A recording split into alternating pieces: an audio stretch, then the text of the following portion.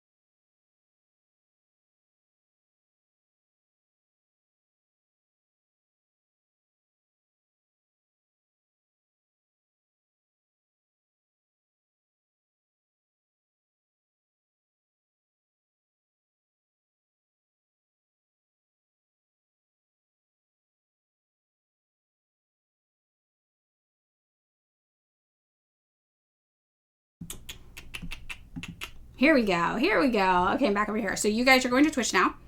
I'm on Upscrolled, but I couldn't upload videos to it. It's really, really glitchy, so I couldn't do that. Okay, how many did I miss? I know, the trolls are kind of fun. I know. They give you, like, good prompts to talk about things, to yell at. Oh my god, so much fork. Easiest. Okay, I got two.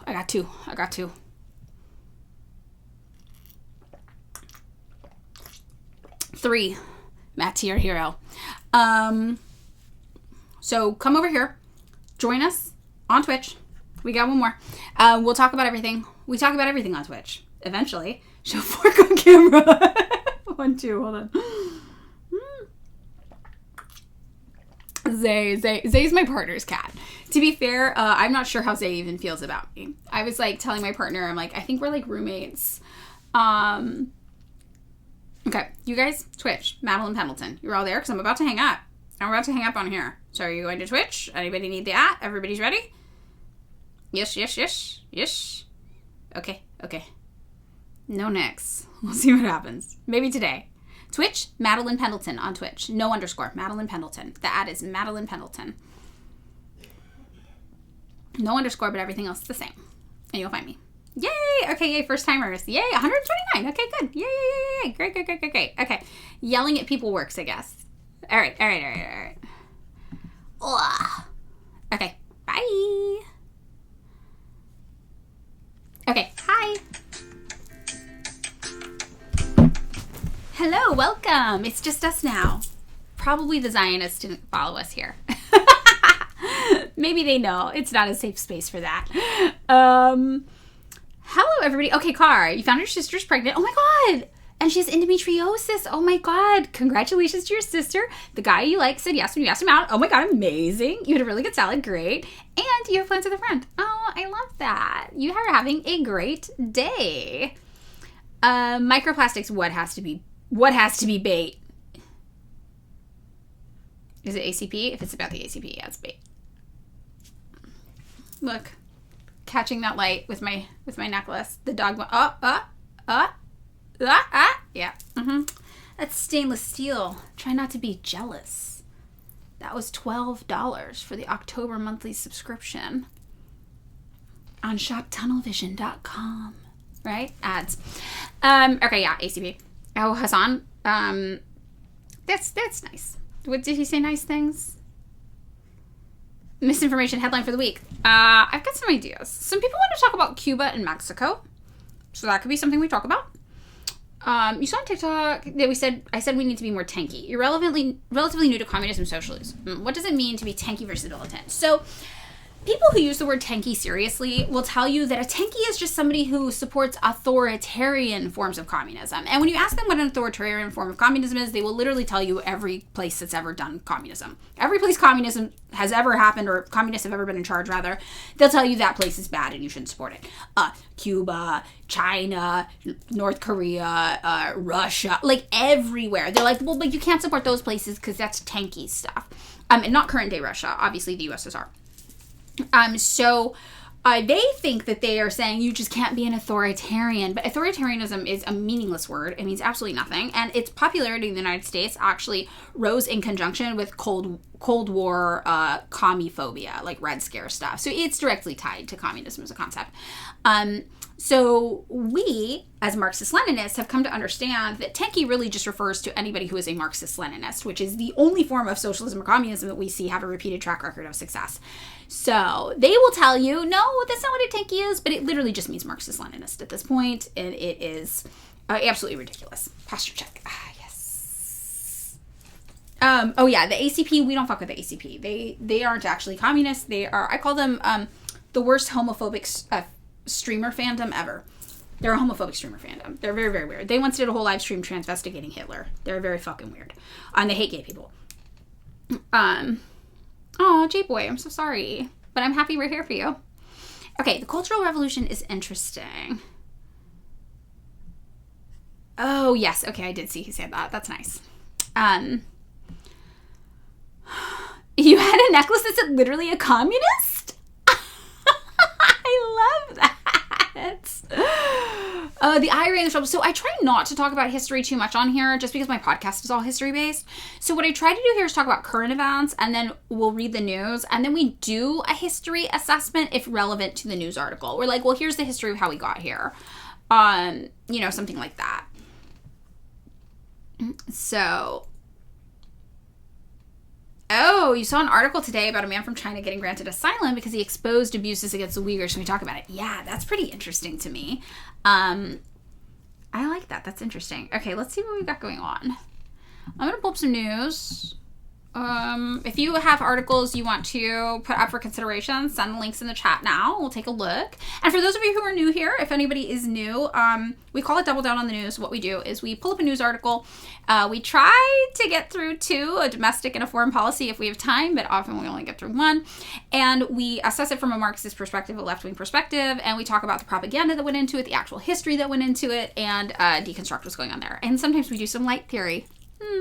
So it's just a matter of what we have time for. And yeah, that's how we start. And we usually get to collectively decide together what articles we really want to look at.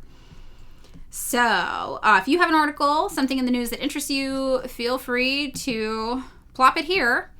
In the meantime, I have Politico where I'm not locked out. I also paid for, or I got like a free month, I think, of Washington Post subscription. So we could look at that too. Okay, so it's Virgo's wedding eve. Also, if you're new here, it is our mod Virgo's wedding eve. The wedding is tomorrow. So that's really exciting too. You know what I was thinking? Virgo's not in the chat, right? I don't think Virgo's in the chat. Okay. If Virgo's not in the chat, I don't think Virgo is. So I was thinking about wedding gifts. I was thinking maybe we could get a wedding gift for Virgo. But I don't know if there's a registry. Do we know if there's a registry? Does anybody know? So that's our mission. They're not, yeah, Virgo's not even here, yeah. But I think I can do it from my TikTok funds for the month.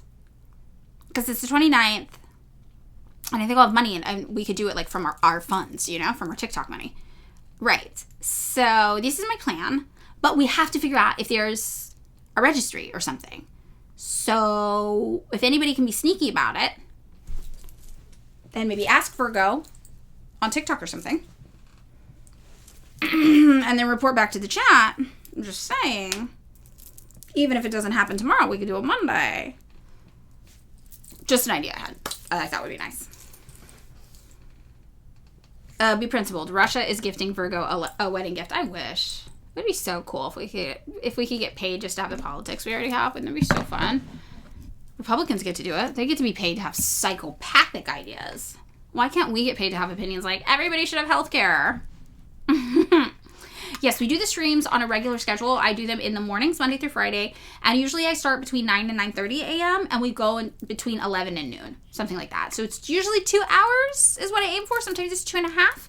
And they are regular Monday through Friday. We must buy Virgo a tank. And cover it in rhinestones. That would be awesome.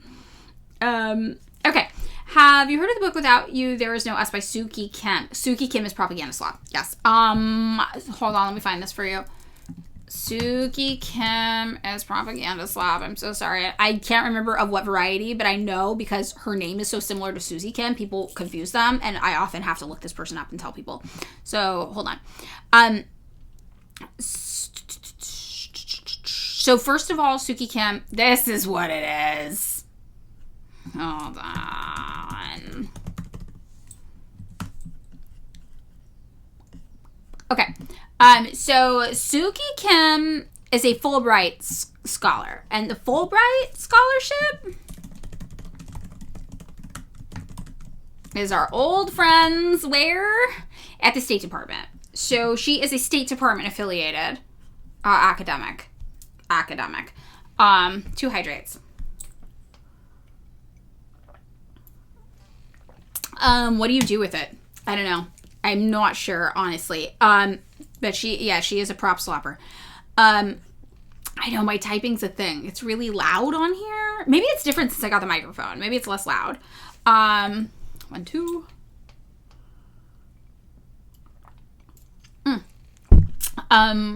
But yeah. Also, Suki Kim is based in South Korea. So I would say as a general rule, unfortunately, we can't really trust people in South Korea to talk about North Korea because it is illegal for them to say anything positive about the North and the South because of the National Security Act there. They are not legally allowed.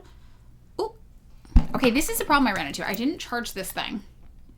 And I only have room for 1 USB charging port on my computer. I might have another, but I'm pretty sure I only have one. Hold on. 1 second.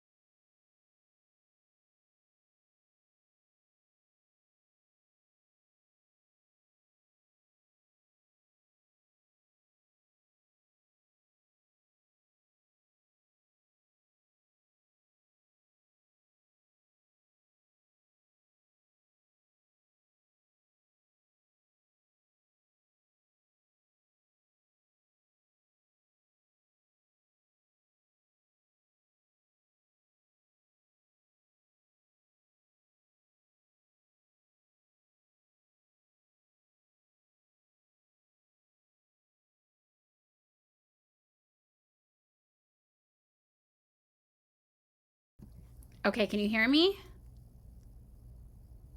I know, I need to buy a USB hub. Can you guys hear me okay? Yes? Okay. I thought maybe I had a converter, but I don't. So I'm going to have to buy one. Sorry. So we have a different microphone going on right now because I can only charge the light or the microphone at once. So I do have to get a thing. It's time.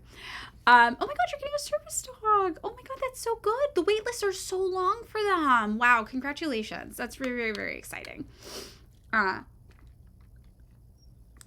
Okay, so anyway, back to what we're saying. Yeah, I need to get some sort of USB thing. I can't I'm new to this. I don't have all the props. Yeah, unfortunately a shortcut if you want to learn about North Korea is to remember if they're in South Korea, you are necessarily getting a very biased perspective, and you're not going to be able to really learn from that, unfortunately, because of the National Security Act there.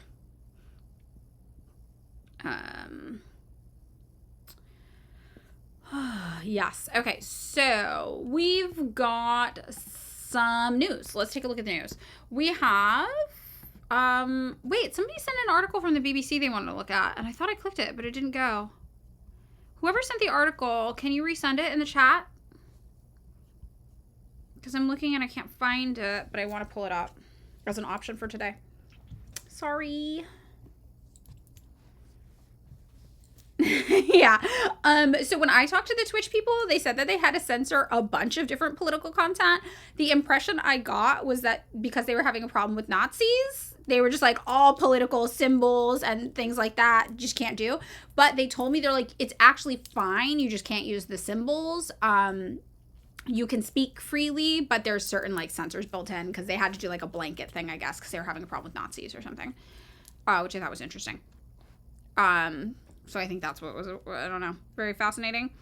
Okay, mad scene. Can we talk about European countries building closer relationships with China following UK Prime Minister visiting and a trade deal announced, and what this means for US imperialism? I think that's a great topic. If we can find an article about that, that would be great. Non-binary Catwoman. Is there a communist party in Jamaica to support? I don't know, actually. Let's take a look. I'm going to look up Marxist-Leninist parties in Jamaica. I bet there is. Because you know what? Well, let me see. The Workers' Party of Jamaica. Jamaica. Oh, I found a CIA document. Workers' Party of Jamaica. Okay. We got some stuff on this really fast while we think about our main topic.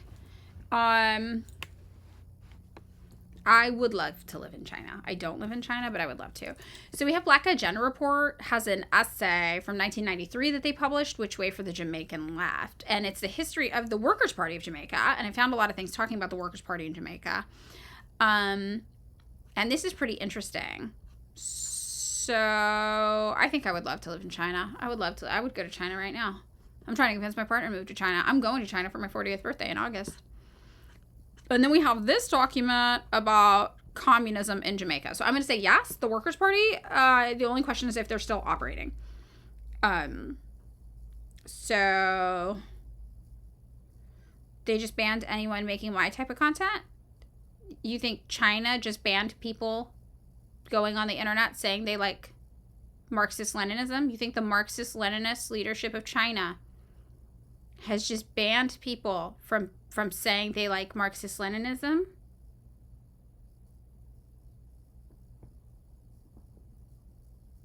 What? What?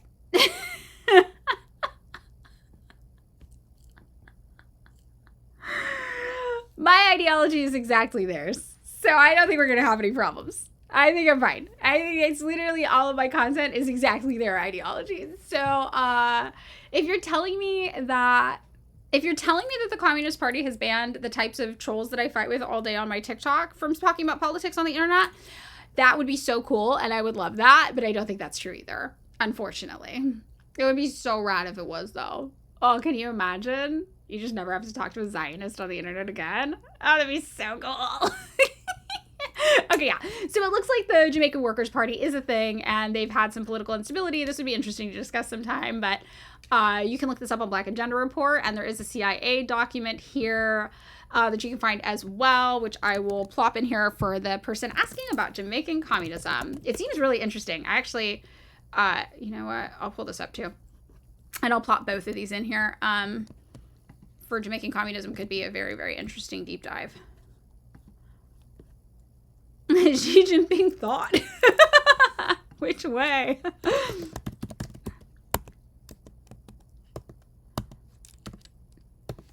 Okay, this is the first one. That's from Black Agenda Report. And then here is the CIA doc on what was going on with them, which is probably good reading too, if I had to guess.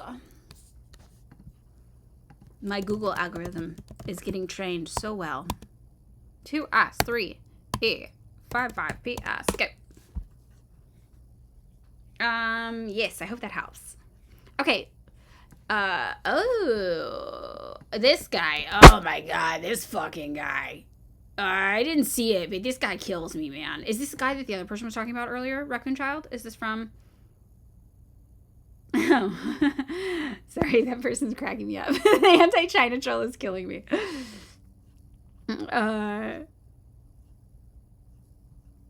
Oh no, don't make me live in a government like China's.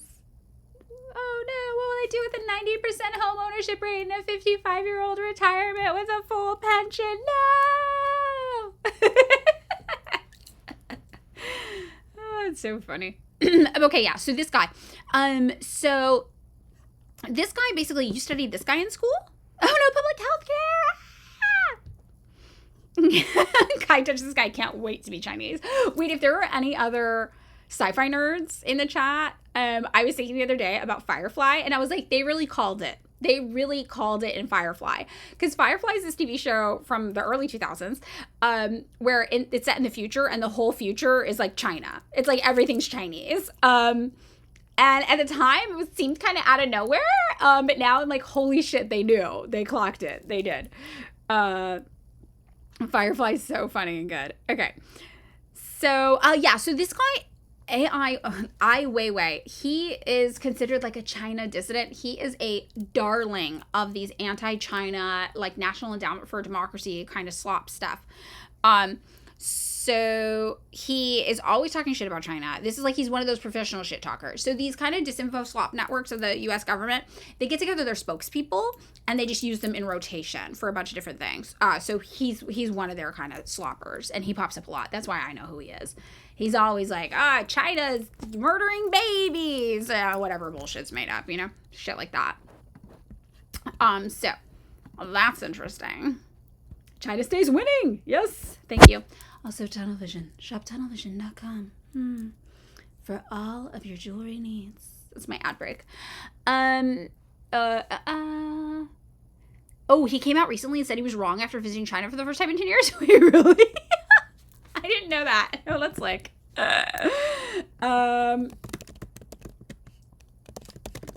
Let's take a look. A lot of these people, too, they literally are on contracts, and when their contract comes up, they'll start changing their tune. That's what happened with the Dalai Lama. Dalai Lama was on a contract getting a 6-figure salary from the US government to say that China was evil, and then as soon as the contract ran up and we didn't renew it, he was like, just kidding. Tibet's a part of China. We love China. Always has been, always will be. Bloop. I have not seen this. I did see that apparently his exhibition was canceled for, I'm guessing, being a Zionist, but let's see. Maybe that's wrong. Oh, no. Okay. Vocal in his support for the Palestinians. Okay. That's good. So that's good. Not a Zionist. I'm surprised.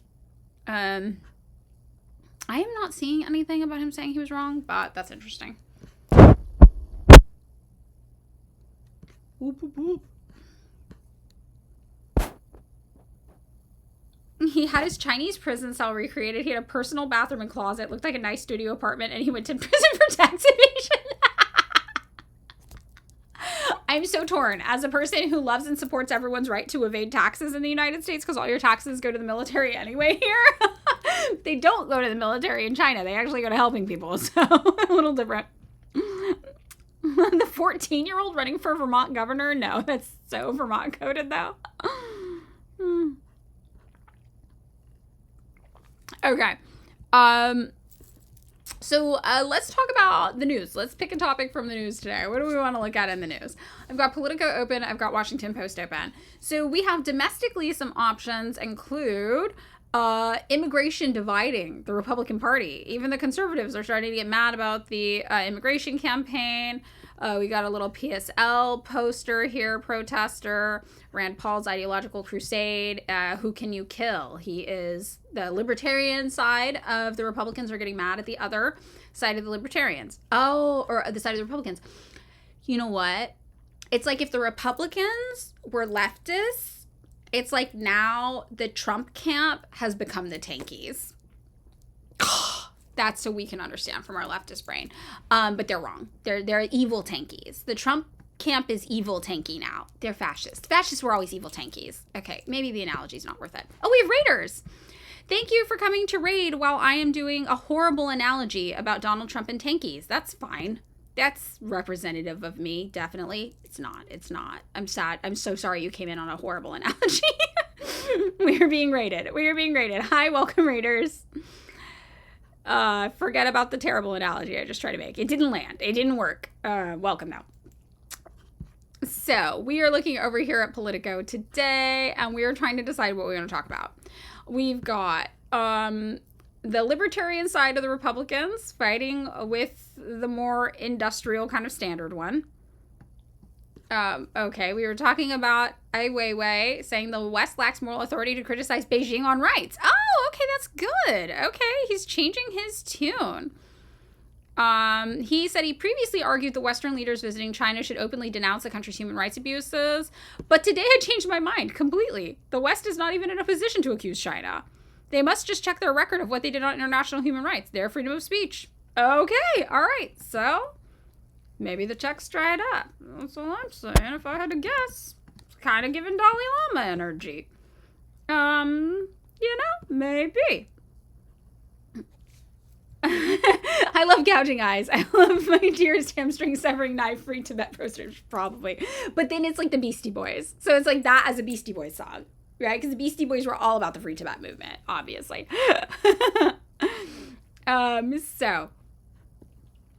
All right, we're back over here. So then we've got ISIS ended operations in Maine, according to Collins. We've got the PSL out. Have you guys noticed the Republicans are really mad about the PSL? Like, really mad about the PSL. They were really mad last year. They sent to Chirla, Code Pink, and PSL those records being like, turn over everybody who's ever given you a penny kind of documents, which if you've ever been in a Marxist org, that's everybody in your org. That's the name of everybody in your org because you all fund it yourself. So that was wild. Then we saw Donald Trump get really confused about why the PSL had such beautiful signs. They were like, who is making these signs? Who is their sign guy? These clearly must be paid for by China. Then we saw PSL clap back on Instagram, posting videos of them making the signs. Like, this is how I make the signs. It's not that hard. We just have Canva and a printer, old man. Bloop. So the Trump administration is endlessly perplexed by PSL. I saw on Twitter Republicans posting things that were like, look at this truck that just showed up with all these pre-made printed signs. And it's literally just people in PSL shirts. I'm like, that's just an organized Marxist-Leninist party you were encountering. You were losing your mind. So, hydrate. I'm so sorry. I missed it.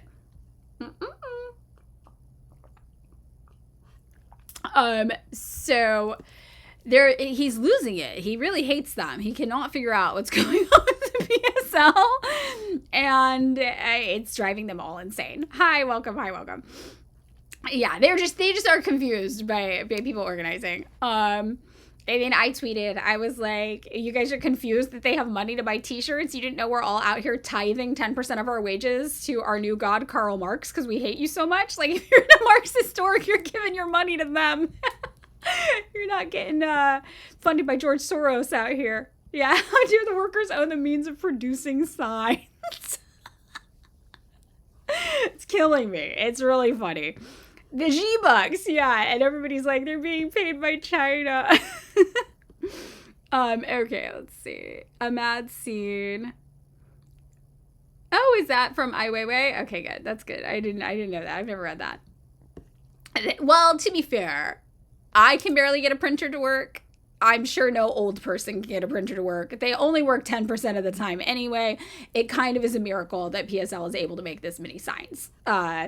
Somebody over there is doing printer witchcraft. My printer, it's like an emotional back and forth every time I wanted to do one thing. So, all right, what else do we have going on over here? Jub drips into ICE. We got a lot of ICE updates. Okay, wait. Donald Trump promised to make the U.S. the world's crypto capital, and his businesses are seizing it. We've got Donald Trump and crypto. And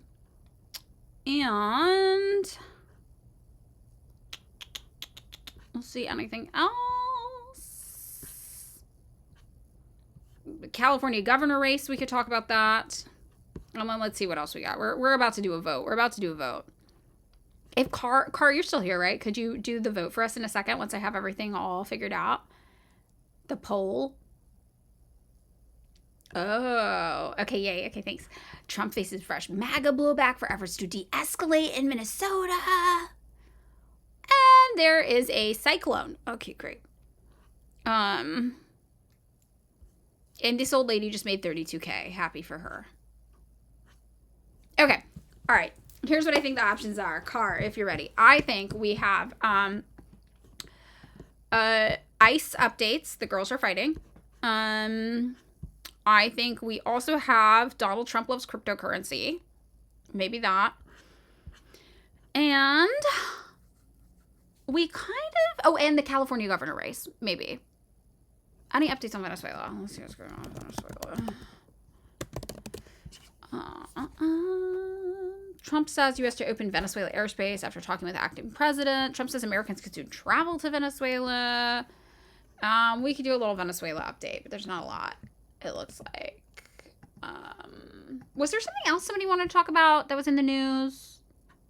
Yeah, I think poll should be topics to talk about. Yeah, and I think we could do cryptocurrency, ICE updates. Oh, Mexico and Cuba. Mexico and Cuba. That could be one, and we'll look up what's going on with that. And then California governor race. I think those. Or we could just read Capital front to back. You know what, though? I was actually thinking book club stuff could be good. I fished out some of my old Korea books because of everybody on the internet losing their minds about Korea. So I was like, well, we could also read parts of these sometimes. Next podcast update. So basically, David's dealing with a massive family emergency. His mother was just diagnosed with pretty intense cancer. And they thought at first it was stage 1. It is not. It is like stage 3, but like very intense stage 3. So he's kind of not doing so great right now. So we're going to get back into it as soon as things kind of steady with the family situation, unfortunately. Yeah. Mm-hmm. Yeah, it's pretty bad. And, you know, I've known David's family since I was a teenager. They're lovely people. So it's very sad. Okay. So we've got the poll up. Everybody take some time to please vote. And we'll see what we're talking about here. Thank you, Car, for doing that. Yeah, I think you did a fine job. I think it's fine. We'll say that the empty one, is the last one empty for you guys? It's empty for me. But if it's empty, maybe we'll just do it for the California governor race. Is what it'll represent. The empty one. Got some time. That's okay. Don't worry about it. It's totally fine. Empty one is silent meditation. That's totally fine. I think it's great. I can't even do one, so you did better than I did. I don't even know how to get one from where I am. I'm on pizza. A rebel. We could do quiet meditation. Your matron at school danced with Castro once. Oh, wow. That is pretty cool. That's very impressive. Some people have good lives. They're interesting. ICE is literally a transition towards China-style governance that you're against it. I love Too Controversial. This is the best troll we've had in a really long time. It's kind of fun because it's like, oh, what if? What if? This is a fun one. I like this troll. They are funny. It's like almost like an old school like political outlook in the world. Like, you know, there's something like sweet and antiquated about it, you know? Like, I haven't heard China bad in a while, so it's kind of fun. Oh, yeah, we can definitely start asking the troll if they believe in agent consent laws. That's pretty good. ICE might build us high-speed trains if that were true. Oh, it'd be so great. That'd be so cool. I need a high-speed train. I need it. If you're in California, Megan Adams is running on building us a high-speed train. Okay, Mexico and Cuba updates. Okay, Mexico and Cuba updates. So I'm going to Google some Cuba news updates. Let's see what's going on there. Mexico news updates. Oh, God, 29 minutes ago, we have an update about Cuba. Oh my God.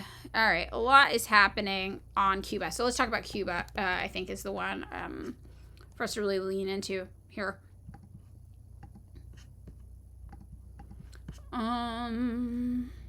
Oof, oof, oof. Okay. All right, we got some news. Sorry, jump scare. This guy. All right. So we're upping our sights on Cuba. Very obviously, Venezuela was a socialist stronghold in Latin America. Cuba is very obviously the other one. Cuba has been under a massive blockade at the behest of the United States government for years. And while it is true that Cuba does remarkably well, they are in a state of poverty because of the blockade. It's a big issue for them. And the way these blockades work is that even though the United States is just the one doing it, they apply pressure to other countries as well, usually, to join in on the U.S.-backed ones, on the U.S.-backed sanctions and embargoes, what have you. And then they'll also pressure the UN, obviously, as well. So you have UN sanctions and embargoes, you have U.S. sanctions and embargoes, and even the ones that are just the U.S., the USA will basically go to other countries and be like, we're not doing any trade with you if you're trading with these people too. So pick one. And they're obviously going to pick the United States because we have more purchasing power ability, right? So Cuba is still communist. Yes, Cuba is still socialist. They are still doing it. They're holding it down. They recently, I thought it was super recent, but it turns out it was like 2019 maybe or something like that. They recently redid their constitution in a way that I think is very, very inspiring for Marxist democracy and very representative of how the Marxist democratic system works.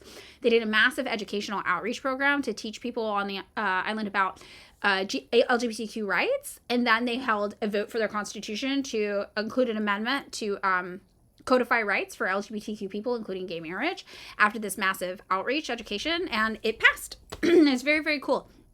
So yes, Cuba is still socialist communist, but they are economically throttled by the United States. And I know at my org, when they talk to you about Cuba, they're like, if you go to Cuba, like, we love Cuba, we support Cuba, we defend Cuba, but you also need to be prepared that Cuba is very impoverished. It is very sad being there because you see the effect of what the United States has done to these people. And they have obviously a very vibrant, beautiful culture despite it, and they do a lot of amazing things despite it. But it is quite tragic seeing the effects of the sanctions economically on this country. So when we started talking about Venezuela, I was so used to talking about Cuba in a similar way because of the sanctions for so long, for my whole life, that I accidentally called Venezuela a tiny island nation because it just slips out when I talk about Cuba. Sanctions, tiny island nation. But no, obviously, Venezuela's not a tiny island nation. But that's how used to it I am, right? It's so ingrained in my head. Sanctions, I link them immediately with Cuba because it's been my whole life. Cuba has been under ridiculous sanctions. Now, the things they do successfully, right, despite that, they have a world-renowned medical system there. They export doctors pretty famously all around the globe to help with medical emergencies. They developed a lung cancer vaccine in Cuba. And I think what's important for us to realize is all of the amazing accomplishments Cuba has made, they have made despite being totally fucked over by the world economically. And it really makes you think, what could they do if they weren't under the blockade? So when we talk about Cuba, the number one thing that we always talk about is ending the blockade. Now, it's also worth noting that all these presidents are always trying to keep Cuba on a terrorist watch list, which is absolutely crazy because they have never physically threatened any other country, especially not the United States. But we always try to keep them on this terrorist watch list. And we actually managed to successfully get them removed from the terrorist watch list, I think, for a little bit under maybe Biden. But then they just ended up back on. And I think it might have been Trump who added them back on. But Democrats and Republicans alike have long been doing this. They've long been coming for Cuba, both of them. So everything that's happening in Cuba, in terms of current events, Donald Trump saying he wants to come for Cuba, is nothing new, right? It's part of a pattern of obsession and abuse that the United States has had with and against Cuba. And this poor fucking country just needs to be left alone. Now, when the USSR existed, obviously the USSR defended Cuba. And the USSR doesn't exist anymore. So China is taking a more isolationist approach to foreign policy because they're very eager to not start World War III. They are trying to build their countries up and focus domestically. But that really leaves the question, who would defend Cuba from the United States and from our aggression? So that is where, when we talk to liberals, for example, we're like, who would be the people to stop the United States from invading Cuba? The only people who would do it would be modern day Russia, maybe Iran, maybe North Korea. And these are the same countries that, of course, liberals deride. And we know Iran and Russia aren't Marxist, right? But we also know that that is the role they play in the world. They are one of the few places, both of them, that are willing to stand up to Western imperialism. They are the reason why Israel hasn't taken over the entire Middle East. The reason that the United States hasn't taken over the entire world. So that's what's going on with Cuba as the backstory. Before we get into this, they have just been brutalized by us over and over and over again. Comrade Thuggin, you went there in 2019. They still have agricultural equipment that the Soviet Union gave them. Wow. It's very, very, I mean, they used to get so much support from the Soviet Union. And you know, Cuba's very resourceful. They still have cars running right from the 1950s, pretty famously. And they used to, I'm not sure what the current info is, but they used to have one of the lowest food insecurity rates in the world because they had developed so much in urban farming and urban agriculture, which is interesting. So, yeah, best doctors in the world. They have great doctors, notoriously. And some of the things I think are really cool about Cuba, too, that people don't talk about that much, is their program for kids. I'm going to pull this up really fast, actually. Cuba Child Care Program First Days. They have this program called the First 1,000 Days. That's what it is. So what they do is when you have a child in Cuba, they think that the first 1,000 days are the most important days of development for any human being. So they invest heavily in the first 1,000 days of every child's life, every child that is born in Cuba. And they do these really amazing programs. So they invest in this, and they will give people food, toys, developmental aids like books and things like that, puzzles to help keep kids engaged for the first 1,000 days, and a comprehensive care system for Cuban children under 2, early childhood development. They have universal access to health and education, obviously, non-discrimination, multi-sector approaches, family and community participation, blah, blah, blah. And they do a lot of things with early education, with health, and with social stuff there. So they do all these really cool things in Cuba. But again, that's despite being totally brutalized and cut off from the rest of the world. So their life expectancy is higher than the U.S. Yes, Marxist Gamer Zero, correct. So Cuba's a threat to the United States, right? It's an ideological threat to us because that's communism in our backyard. It's an embarrassment because we view Latin America as our backyard. We own that, right? Even though we don't, we shouldn't. These countries should be sovereign, and they should have the right to decide for themselves what they want and how their futures go. But we don't care. And to us, it's like a stain on our reputation as Americans, on our power to let communism happen in our backyard. Right? So it's not cool to do Red Scare shit anymore. You can't just be like, that country's a communist. Right? A third of Gen Z has a favorable view of communism. So that's why they have to rewrite these and say that it's dictators. The problem with Venezuela isn't that they're communists. The problem is that it's a dictator. First time chat. Hi, welcome. The problem with Cuba, I am sure, is not going to be that it's communist. It's going to be that it's a dictatorship. That's probably what they're going to say. So, we've got a lot of news coming out of Cuba. Let's start here with a CBS story. South Florida Representative Carlos Jimenez, right? Jimenez with a G, it's still pronounced that way, urges halt to flights, remittances, and foreign oil shipments to Cuba. So for a while, like North Korea, travel to Cuba was prohibited as part of the blockade. North Korea also has a blockade against us. Against them from us. Travel to North Korea from the United States is prohibited because of that blockade. People think, North Korea won't let us go there. No, the United States won't let us go there as part of our blockade against them. It includes tourism money, travel dollars. We don't want them having it. That's the same thing with Cuba. And that was recently raised. So now, obviously, Americans can go to Cuba. So they're talking about here, Jimenez, thank you, Bobo. Basically reinstating doing more blockade against them, right? Do you guys want me to mute? Too controversial, or is it fun? Tell me if you guys want me to mute. So funny. Oh. So stupid. In Canada, they called Maduro dictator, endorsed Machado. Yeah, they did that in the United States too. Meanwhile, in Venezuela, only 9% of Venezuelans in Venezuela approved of Machado. It's absolutely wild. Okay, he's fine. Okay, good. Yeah, he's okay. All right, he's allowed. So, here's the story. South Florida Representative Carlos Jimenez on Thursday called for a sweeping escalation of U.S. pressure on Cuba. They're already so fucked. Like sweeping escalation, Jesus. And why? For what reason? But okay. Urging an end to flights, remittances, and foreign oil shipments, he said, are propping up the island's communist government and enriching regime officials. So we do have a little Red Scare in there. Speaking alongside fellow South Florida Republicans and Cuban exile leaders, Jimenez said he is pressing both the Trump administration and Mexico's government to cut off economic lifelines he argues are sustaining the Cuban regime at a time of deep hardship for the Cuban people. And of course, regime. It's always regime. Everything's not an administration, it's a regime, right? That's part of how they get you with the propaganda. You're like, oh no, a regime. Jimenez said Mexico continues to ship oil to Cuba, providing the government with assets and cash in the pockets of regime leaders. He said he sent a letter to Mexican President Claudia Sheinbaum asking her to halt the shipments and questioning why Mexico would send billions of dollars to Cuba when your own people need that money. That is absolutely wild that he said that. You know what this reminds me of one time? One time I had a roommate. We lived in a 3-bedroom house, okay? And there were like 6 of us already living there. And she wanted her boyfriend to move in. And we were like, we really don't want another roommate. And she came from a pretty privileged background. And she told me, she was like, aren't you having money problems? It really sounds like you can't afford for us not to have another roommate. And I was like, bitch, like, I am going to kill you. Just because I'm poor doesn't mean I don't have agency over my living situation entirely. Like, my rent's $300 right now. We have so many people crammed in this house. I don't think lowering it another $40 is worth it for me right now. Sorry. But that's kind of this. It's like Jimenez is literally like, oh my God, Mexico, you're so poor. How can you afford to be sending oil to Cuba? Like, it's such like a bitchy mean girl thing to say to Mexico, especially when Mexico is poor because the United States has stolen so many resources from them and oppressed them historically.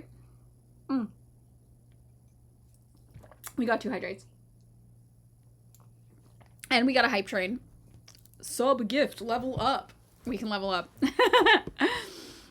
So yeah, absolutely deranged thing for Jimenez to say. Very, very fucking disrespectful. Yeah, like we have exactly Chong the Beast. We're sending money to Israel. We're impoverished. We got people homeless on the streets in the United States. Like, I live a 10-minute drive from Skid Row. And we're giving all this money to fucking Israel. Exactly, same thing. Very, very weird. Very, very weird. So, Jimenez is like, she is ideologically aligned with the regime. Oh, we did it. Yay, we hit it. Whatever it was. We did. Oh, Chat Norris gifted subs. Yay. Thank you. I love our sub gifting community. Thank you. Thank you. And you guys, I have to say, the subscriptions really do make it easy for me to keep doing this every morning. I can justify it. I'm like, cool, like, yay, this is nice. So I appreciate it too, personally. I know the people who receive the subs appreciate it, but I also appreciate it. So thank you. Times 25. Wow. Wow, wow, wow, wow, wow. So nice, so nice. Thank you guys. Yay. I really appreciate it. I love. Thank you, thank you, thank you. So nice. So Jimenez goes on and says she is ideologically aligned with the regime. Maybe, I hope. I'd be very interested in hearing from more Mexican communists, and I should probably listen to what Ome has to say more about this. I don't know if you guys are familiar with Ome, Sugar Skull Angelic.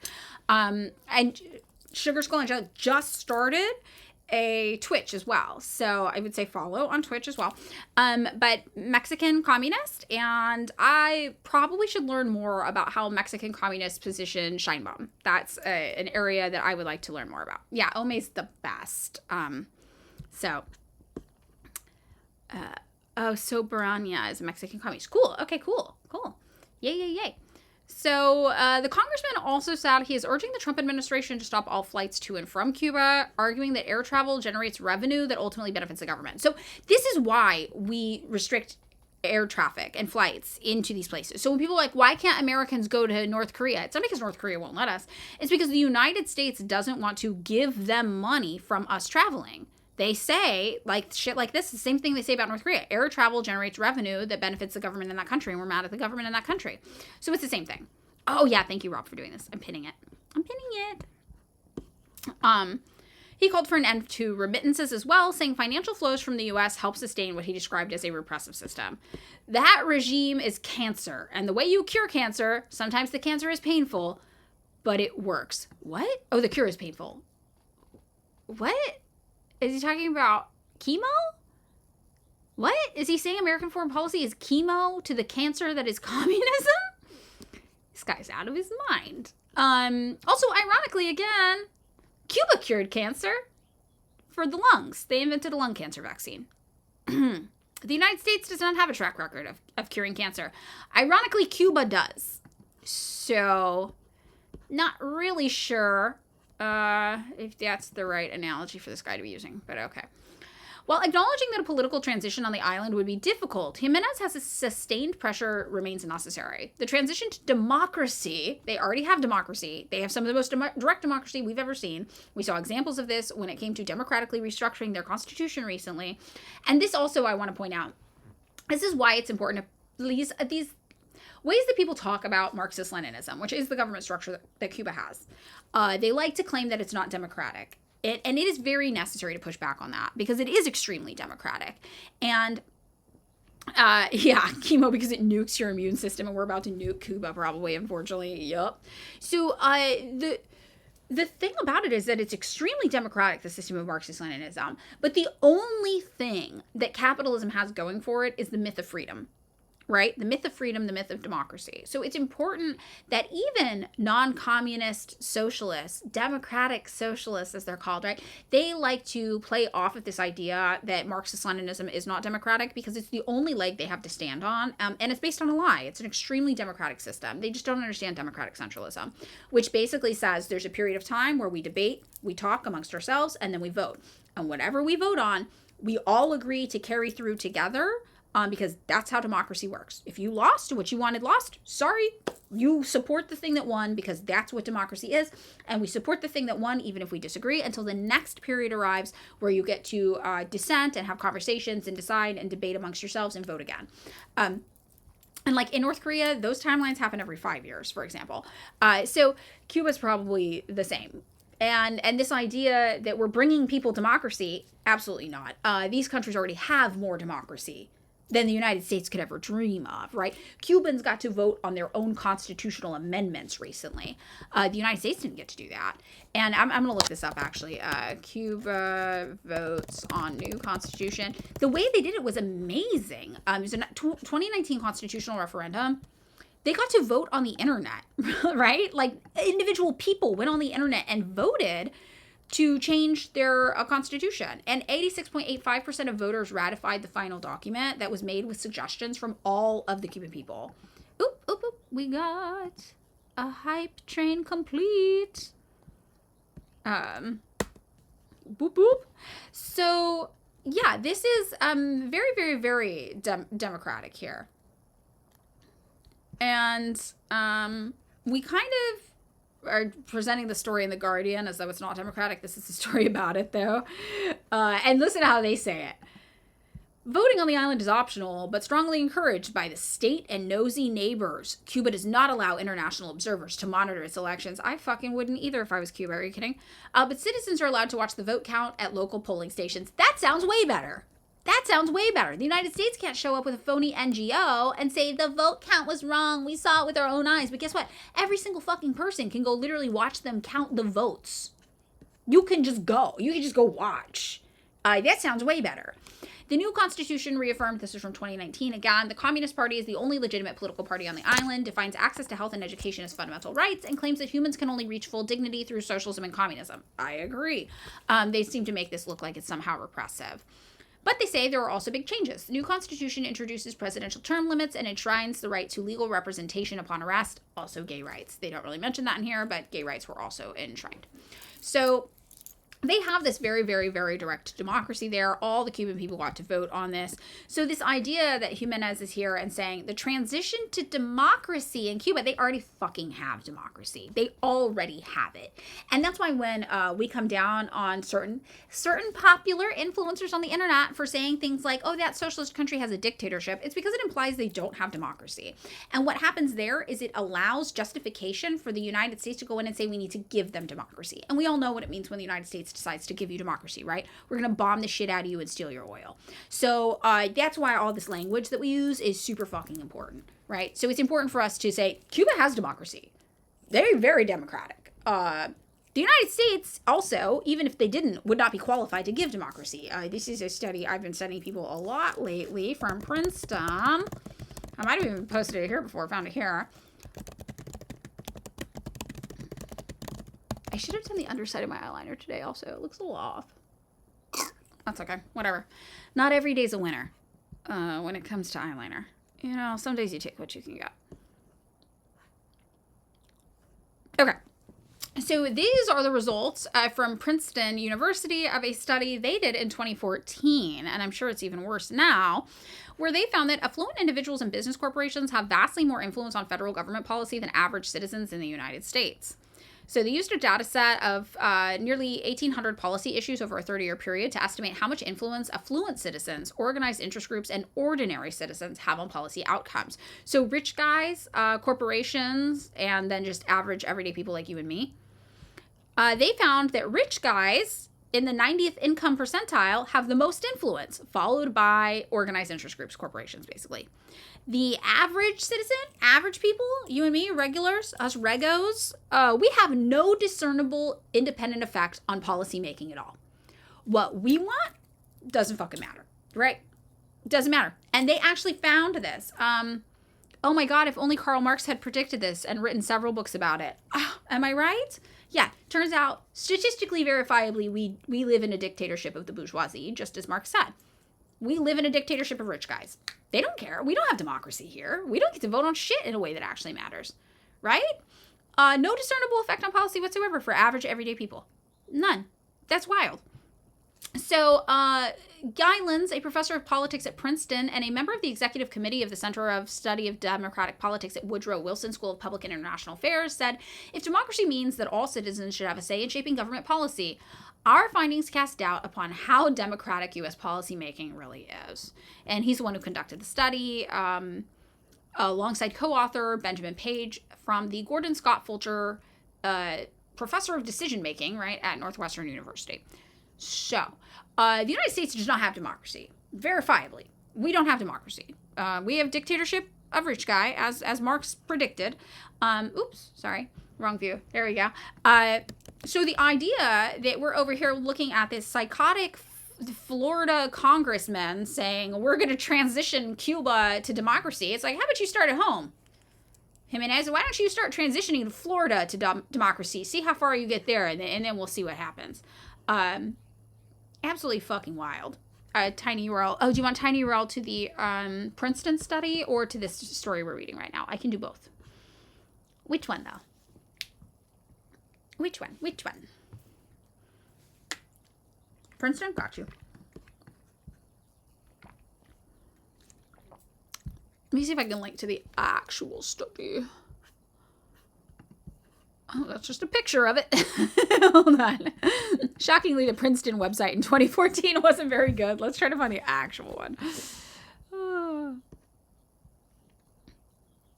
This is it. Affluence and instant influence. Let me see. Oh, maybe this is it. Yes. Let's make sure it's the right one. It doesn't have a date. Oh, this is just the overview. This is just the intro. That's why. Here we have an archive. This is what we want, I think. It became a book. It became a book. Okay. Tiny URL.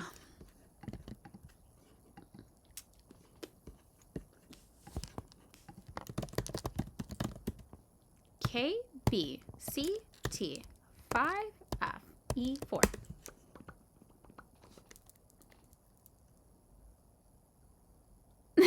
Liberate the Free People's Republic of California.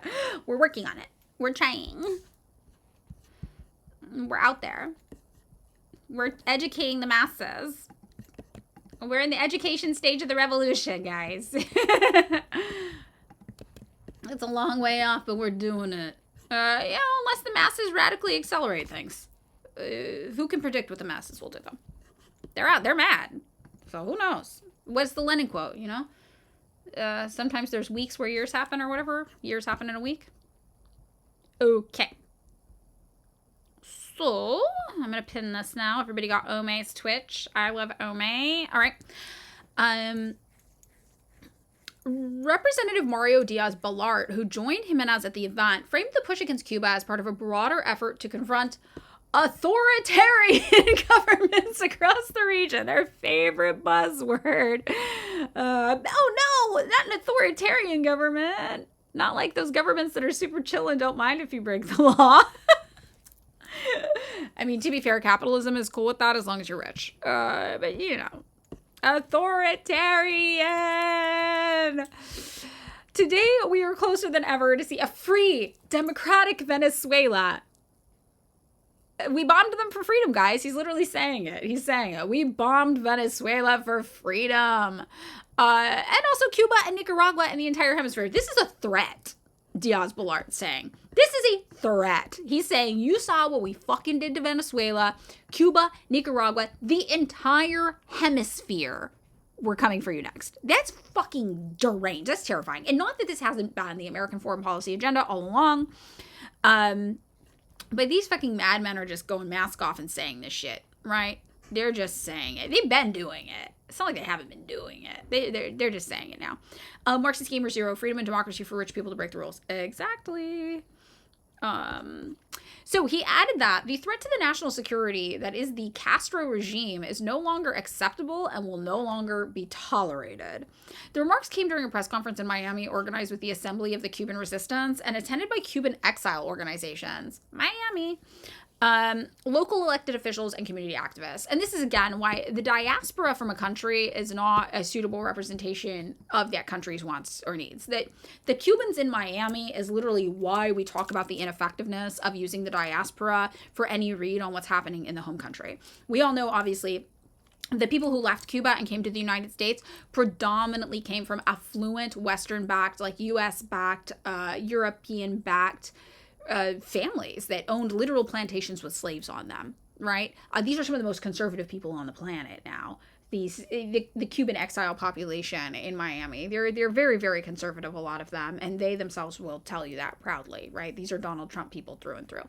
So the idea that these people, these capitalism-loving, formerly slave-owning families, right, are qualified to tell you what the remainder of people in Cuba want. The Cuban people who stayed are the ones who ousted them, who said, we hate the way you're doing things, get out of here. The idea that they and their descendants should be qualified to speak on what the people still remaining in Cuba who hated them want is absolutely ridiculous. But the average American is so ignorant. They just hear, listen to Cuban voices, and then they'll trust some random fucking psychopathic MAGA dude from Miami, right? Absolutely wild. So, strange. The group said the event marked a coordinated effort by South Florida Republican leaders to push for tougher U.S. and international action against Cuba's government. Fucking course. The press conference was held Thursday morning at the Directorio Democrático Cubano offices in Miami-Dade, where organizers described the announcement as a major step in escalating political and economic pressure on Havana. So we're coming for Cuba. We're coming for Cuba. This is hard because I'm not gonna lie, it's like very emotional. It's very emotional.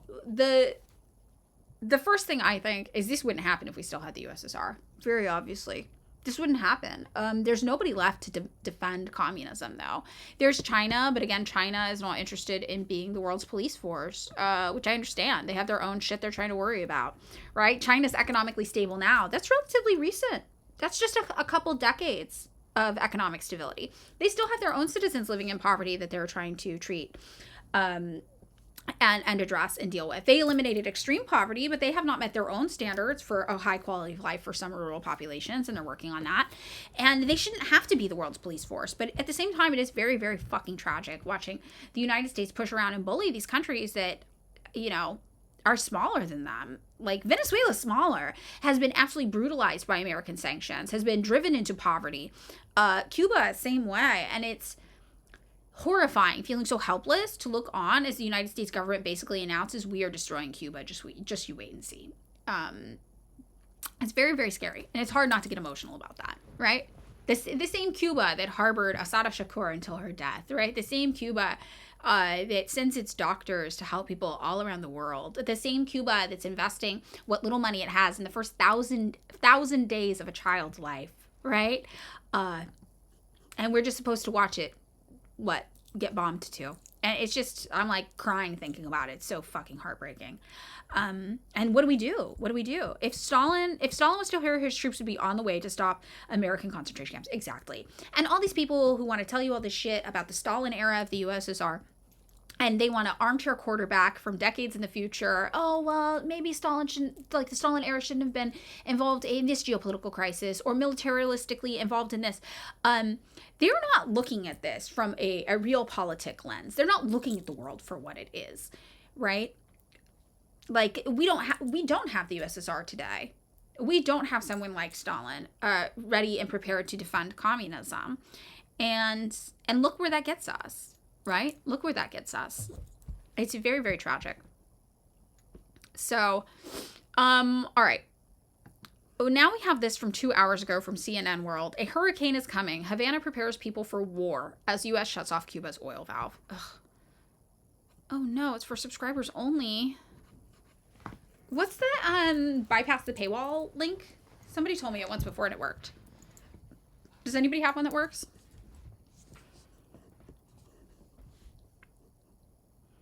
Archive.ph. Thank you. Yes.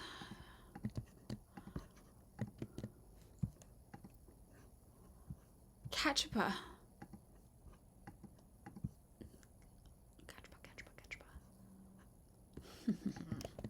It worked. Okay, here we go. We got in. We got in. We hacked the mainframe. Used archive.ph. All right. So, a hurricane is coming. Havana prepares people for war as U.S. shuts off Cuba's oil valve. As tensions between the United States and Cuba rise to the highest level since the Cuban Missile Crisis, the mood was grim at a recent staff meeting at the U.S. Embassy in Havana. If you don't have your bag packed yet, then pack your bag, U.S. Charge d'Affaires Mike Hammer said, according to a person present at the meeting. The Cubans have complained for years about the blockade. That's sanctions and embargoes, which are warfare. That's economic warfare. And I think that's also a thing we need to be reminding people. When they say sanctions or embargoes or whatever, that's economic warfare. That's a tool of warfare. That kills people. That's economic warfare and it kills people. That's what we need to start saying to people. And when they talk about poverty in these countries, we need to hit them. That is the blockade. Why do you think the United States does this? Why would the United States launch a blockade against a country unless it did something? It's economic warfare and it kills people. And those are really the things I think we need to be hitting people with over and over again and reminding them of. It is a good for nothing crime gang. You are correct. Yeah. So, Hammer told the assembled American diplomats and local staff, referring to the Cuban government's term for the more than 6-decade U.S. economic embargo on Cuba. But now there's going to be a real blockade, Hammer continued. Nothing is getting in. No more oil is coming. Contacted by CNN about the diplomats' ominous words, a State Department spokesperson said they did not want to comment on internal meetings. While there is no sign of any drawdown of U.S. diplomats from Havana, the stark warning came just weeks after a U.S. raid in Caracas killed 32 Cuban military intelligence officials protecting Venezuelan President Nicolas Maduro, the most lethal confrontation between U.S. and Cuban forces since the end of World War II. More than 100 Venezuelans and Cubans died in the operation that whisked Maduro into a U.S. federal court to face drug trafficking charges, which he has denied, which are total fucking bullshit. Even the UN is like, that's not real. Yes, Queer John Un, great username, by the way. U.S. government is a terrorist org. Straight up. We are a terrorist org. And there is a book you can read about this. Douglas Valentine's CIA as Organized Crime is very interesting, and I've talked about him before, but Douglas Valentine is basically a guy who it seems like accidentally was granted access to interview a bunch of CIA operatives, and once he got into interview one, they all just kind of assumed he had clearance, and he didn't, and they all spoke to him freely, and then he published a series of books, kind of organized in different ways around different topics based on what he learned. So you can actually see his original interviews are all saved on the National Security Archives. You can download them. I've downloaded them before in a zip file. There's a lot of data there. But you can read the CIA's organized crime. And it's mostly the beginning parts about Vietnam, but they also talk about Ukraine a bit in there. Chapter 9, I think, is about Ukraine, if I remember correctly. But this is correct. And it's all about how the CIA, the U.S. government, moves basically as a mafia. So it's good. I recommend reading it. Maduro's capture removed the Cuban government's closest ally from power and severed its supply of fuel permanently from the oil-rich South American nation. Havana depended on Venezuela for more than one-third of its oil needs, according to energy industry analysts. The U.S. attack disrupted those shipments of oil, and now both blackouts and gas lines across Cuba have grown longer and longer in recent days. Cuba is ready to fall, Trump said, immediately following the January 3rd attack in Venezuela. I don't know if they're going to hold out. And I think he's right. I'm sorry, I'm like about to cry. I don't want him to be right, but I think he is right. This is why it's hard for me to talk about current events, because it's so fucking emotional. Like, it's horrible. Trump's is a bold prediction and one belied by the fact that the revolution founded by Fidel Castro in the 1950s has survived all manner of murky CIA assassination plots and decades of economic arm twisting. The billions of dollars of oil sent to Cuba from socialist ally Venezuela saved the island's economy from total collapse following the disintegration of the Soviet Union in 1991. Sensing weakness, the Trump administration is increasingly looking for ways to hasten the demise of the communist-run government in Havana. I think we would love to see regime change there. Secretary of State Marco Rubio, a Cuban American and longtime foe to the Cuban government, said at a Senate Foreign Relations Committee hearing on Venezuela Wednesday, these people are fucking evil. These people are fucking ghouls. Like, this is why they're called fucking gusanos. They're spineless. They're spineless fucking worms, right? That doesn't mean we're going to make the change, Rubio continued. Yes, it fucking does. But we would love to see a change. There's no doubt about the fact that it would be a great benefit to the United States if Cuba was no longer governed by an autocratic regime. More fucking bullshit buzzwords. According to Politico, the White House is considering instituting a naval blockade, the first against Cuba since Soviet missiles were discovered there during the 1962 missile crisis that nearly caused a Third World War, to bar any shipments of oil from reaching the island. Cuba's top diplomat for U.S. affairs, Carlos Fernandez de Cosio, wrote on X that the reports of the naval blockade constituted a brutal assault against a nation that doesn't threaten the U.S. and a peaceful people that is not hostile to any nation. And this is fucking true. This is what they are willing to do to a peaceful small island who just wants to mind their fucking business and be left alone. It's absolutely devastating. Trump has said Cuba would strike a deal with the U.S. to avoid a total cutoff without providing details. I think he's just fucking saying this. He always says this. He's just like, yeah, they'll sell Greenland to us. They'll do this. They'll do this. They'll do this. We don't have details of that. Potentially requiring the return of property confiscated from Cuban exiles who left the island following the 1959 revolution. Again, Miami gusanos. That demand alone would seem to be a hard-to-imagine concession for the Cuban government to swallow if there were any conversations happening. Cuban officials repeatedly told CNN their government is not involved in negotiations with the Trump administration. That's what I would have guessed. He just made this up. If the U.S. continues to prevent the flow of oil from Venezuela and pressures Cuba's few remaining oil-producing allies like Mexico to hold back their own shipments, the results would be catastrophic, said energy analyst Jorge Pinon. If the oil valve is really shut off, then Cuba faces an imminent economic collapse. And again, this kills people. This kills people. This kills average people. We want to murder Cuban civilians. No question about it. No oil, no economy. A hurricane is coming. On Tuesday, Mexican President Claudia Sheinbaum said her country had made a sovereign decision to hold back a planned oil shipment to Cuba, while adding her country would continue to show the island solidarity. So they're getting pressured by the United States too. Already, the impacts of the dwindling supply of fuel are visible nearly everywhere one looks. I've lived in Cuba for 14 years, and I was still surprised by how rapidly this latest crisis struck and how widely. On most days, the multiple hour-long blackouts mean power is off more than it is on. Whole sections of Havana are bathed in total darkness each night. I have whole WhatsApp chats dedicated to figure out where to find fuel and which solar panels to import. To be in Cuba at the moment is to witness an already beleaguered economy grind to a halt in real time. Driving in the city has become more perilous as traffic lights are frequently out at major intersections. Several government-run radio and TV stations in these provinces have had to suspend operations for lack of electricity and fuel to run generators. Cubans have endured decades of economic tough times and shortages of every imaginable kind, often with a well-sharpened sense of gallows humor. And again, who is doing this? Not the Cuban government, not the communist Cuban government. Who is doing this? The capitalist Americans are doing this to them by not letting them trade, by influencing and using our pressure and our hegemony around the globe to not allow these people their own sovereignty to do their own fucking trade deals. It's absolutely fucking disgusting. One Cuban friend recently asked me, what's the difference between Cuba and the Titanic? And the Titanic still had its lights on when it went down. He replied with a weary smile. A state-run TV presenter recently drew jeers this week from many Cubans when she said on her program that Cuban revolutionary and poet Jose Marti lived in an era before electricity in Cuba and was a genius. When I met Gerardo, a doctor who did not want CNN to publish his last name out of fear of government reprisals for discussing the island's precarious economic situation, he was happy to be filling up his aging Peugeot from the 1980s using an online system at one of the last filling stations to accept Cuban pesos. He'd waited 29 days for his turn at the pump. Things are going to get tough, he said. I am happy to have been selected today. I don't know if I will be able to get any next time. Long lines for gas even stretched for hours at filling stations that charged in US dollars, where a tank of gas cost $52, more than most Cubans make in a month. In Cuba's provinces, the unfolding energy crisis is even more severe. In his tiny backyard in the town of Artemisa, photographer Dairon Blanco Ura demonstrated a small charcoal grill he used to make coffee during power cuts. A lot of people do their cooking now this way, he said. So they're like camping. They're like urban camping, basically. Blanco said he was luckier than many residents as he had a small generator that he hooked up to his fridge to keep the food from spoiling. He said he let his neighbors store their perishables in his fridge during longer outages. It's really worrying, he said. When the power goes out, food goes bad. What you bought a whole month ago spoils within 2 or 3 days. Blanco said his biggest concern during the blackouts is that the already unstable internet connection drops and he's unable to send photos to clients.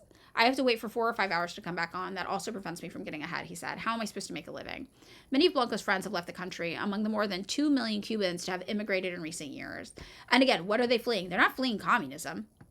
They're not fleeing communism. They're fleeing capitalist sanctions. They are fleeing capitalist sanctions. Blanco says he wants to stay in Cuba, but realizes the economy may not yet have hit bottom. And this is it. They don't want to leave Cuba. They like their homes. But we're doing this to them. They're fleeing us. They're fleeing us. I have to wait and see what happens, he says. Following our interviews, we left Artemisa, except for a handful of houses with generators rattling. The entire town was in complete darkness. Far from bending to the pressure, the Cuban government is digging in. Newscasts have begun to show military exercises and soldiers training citizens to repel an invasion. The government talks about a countrywide war where the entire populace would fight a bloody and protracted guerrilla conflict. The best way of avoiding any kind of aggression is that the imperialists would have to calculate what the price would be. And that state TV, Cuban President Miguel Diaz telling high-ranking officers following a demonstration of exercising, using what appeared to be Cold War-era tanks and helicopters. Very interesting. Most Cubans I know have relatives in the U.S., avidly consume American culture, and have only ever been welcoming to me and my family. They came out in droves to greet then-President Barack Obama when he visited Havana in 2016 and declared that he had come to bury the last remnants of the Cold War in the Americas. The idea of a confrontation between my country of birth and the country where I now live, more than a quarter of my life, seems pointless and cruel, an event that will play into the hands of extremists on both sides. Already too much of Havana, a once beautiful city now littered with debris from buildings collapsing under years of neglect, looks like a war zone. No official conflict has been declared, but there is a body count amidst the rising tensions between U.S. and Cuba. When this month, the remains of the 32 Cuban combatants killed in Venezuela were brought back to the island, the government pulled out all the stops to give them a hero's welcome.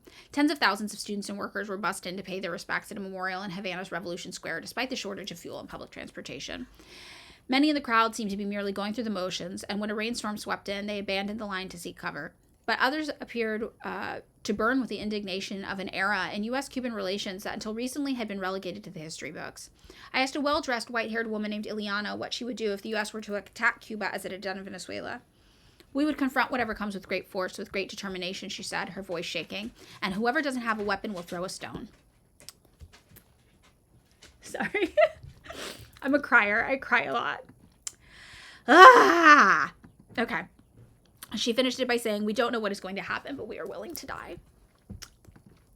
Wow. Okay, so that's fucked up. We're doing evil shit to Cuba again, of course. God. Okay, I'm drinking water. This is what you come for. The people come here to watch me cry about politics on live stream. We're fucking monsters. Did someone mention crabs? I'm crying again. Jesus. It is true that CNN is known for its bias and false reporting, but I am inclined to believe the Cuban people would fight the United States with everything they have, and they don't have a lot, which is very sad. But I do believe that is true. Based on what I know, based on orgs I've worked with in the past who've worked with Cubans on the ground, they're proud. They're proud of their country. They're proud of their revolution. And they will defend it at all costs, even to their own death and detriment, right? They will fight. They will. So, yeah, this is why If you ever get communism, the first thing you get is a nuke. If you ever get your revolution, the first thing you get is a nuke. Fuck these people, right? Fuck these people. Yes, we were crying because I am contemplating the immortality of the crabs. That is what it is. So, step 1, nuke. That's the lesson. Step 1 is nuke. All right. Never give up your nukes. Build nukes immediately. This is fucking horrifying. So, the next article we have is an Al Jazeera one. All right. Welcome, comrade. Here is your nuke. Exactly. If Cuba falls, the global south is to blame too. This is an opinion piece that says, as the United States tightens the screws, Cuba's supposed allies respond with nothing but empty gestures and selective solidarity. On Tuesday, U.S. President Donald Trump had a good laugh with members of the press in the U.S. state of Iowa as he issued a rather serious decree regarding the short-term future of Cuba. And this is an article from today. Cuba will be failing pretty soon. Cuba is really a nation that's very close to failing. To be sure, this is not the first time Trump has predicted the downfall of the Caribbean island nation, which the U.S. has effectively been trying to destroy for no fewer than 67 years, ever since the triumph in 1959 of Cuba's communist revolution that overthrew the brutal right-wing dictator and U.S. buddy, Batista. And all of these anti-communist leaders in these countries were all U.S. buddies. They are always our guys, right? Horrible.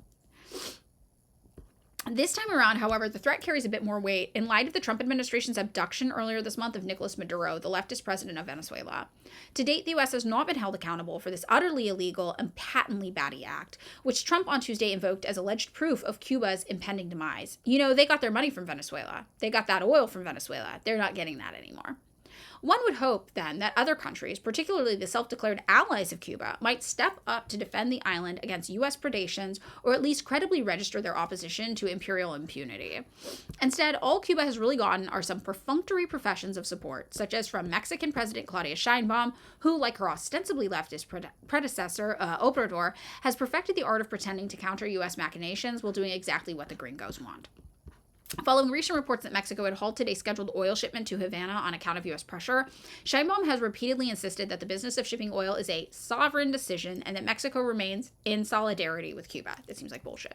Speaking evasively at a press conference, the Mexican leader reflected on her country's history of providing oil to Cuba for humanitarian reasons.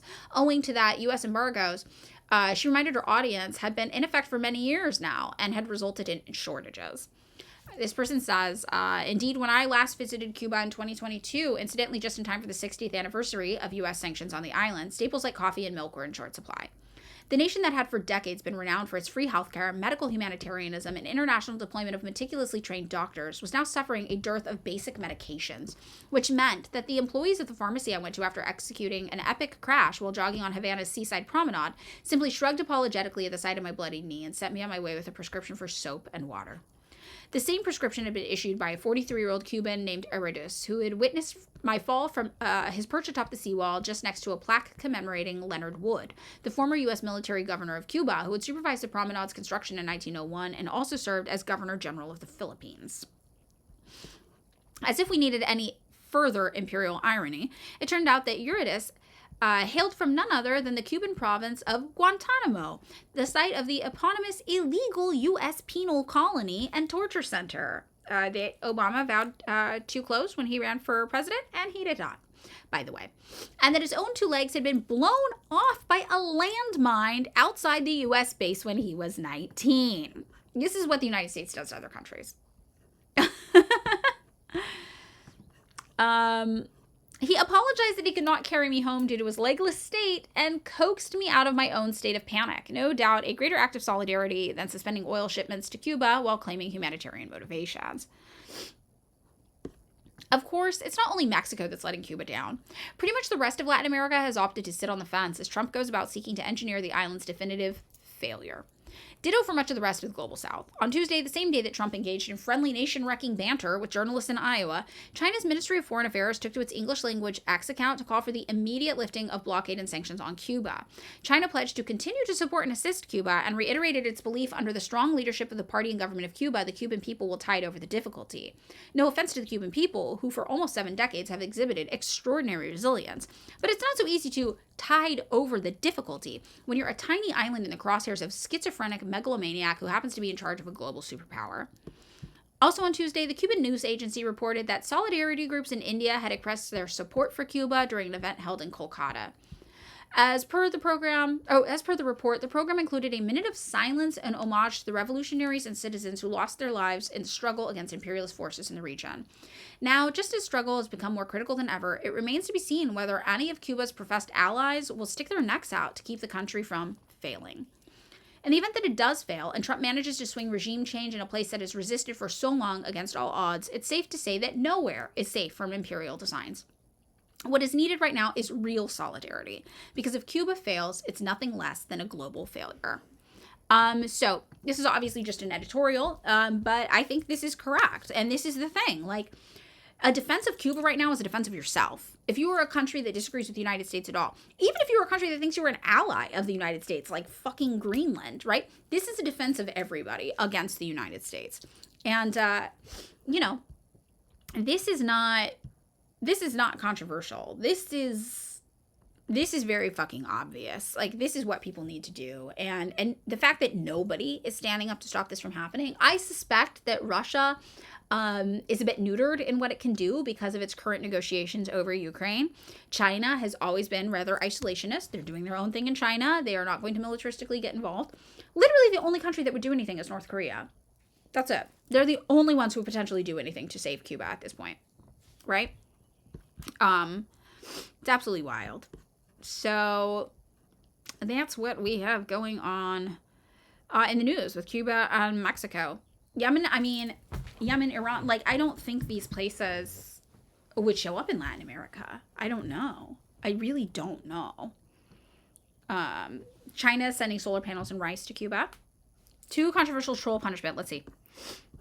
Make him do homework. Oh, what kind of homework do you guys think you should do? Should we have him read Principles?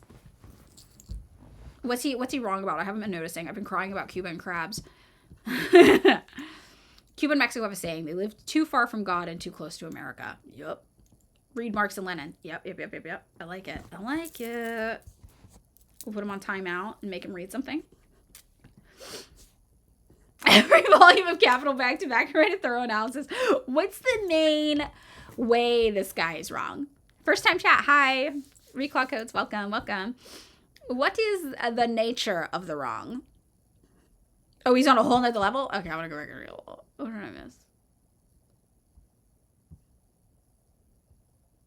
I'm not finding it. Oh, he said that capitalists were actually communists and they're working with evil gods? Is he crazy? Oh, he's a conspiracy theory guy. Should we refer him to all the times the United States tried to... Oh, you know what we should make him do research on? This is relevant. I've got something for him. If he likes conspiracies... Hold, please. I'm going to get it. I'm going to get it for him. He's going to love it.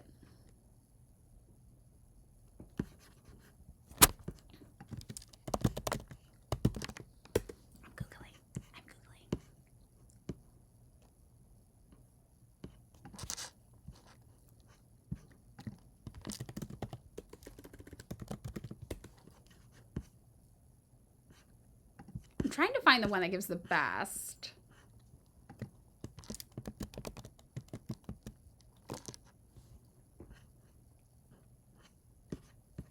Okay, I've got something for him. Maybe the conversation's a good place to start. I think that we should make him research the Operation Northwoods, the U.S. government's false flag proposals against Cuba, where they proposed bombing Miami and blaming it on Cuba so we could go to war with Cuba. If he likes conspiracy theories. First time chat. Hi, Spec 100. Oh, Wicked J. He might like Parenti's Inventing Reality. That's true too. I like both of these. Okay. So too controversial. I should add a Cuba section. That's actually a good idea. I need to do Venezuela too. I'm gonna give you some. I'm gonna put you on a timeout, and I'm gonna give you some reading material. Okay. And I want you to come back and tell us what you learned from this, and otherwise we're gonna block you. So if you want to keep being here, you can, but you have to do this reading first and come back and summarize what you learned. Okay? So you're going to be on a timeout while you read it. It won't take you too long to read it, I promise. And then we'll talk to you.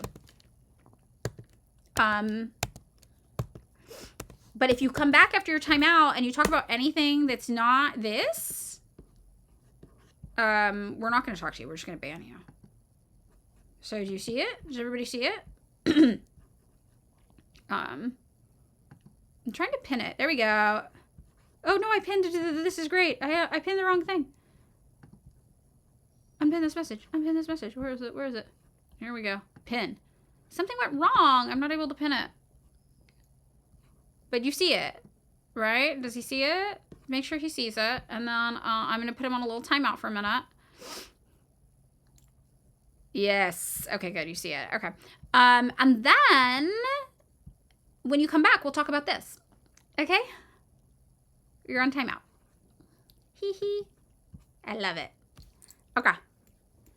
Am I staying with TikTok? So yes, I am staying with TikTok. My outlook on it is this. Every single social media place is owned by something evil. And TikTok, I have the largest following. So it seems silly to throw away the potential to go viral, talking about political content, reach a larger audience with political content on somewhere where I have such a big following. But I am interested in moving more into long-form content because I think long-form content is kind of what's needed in the political moment.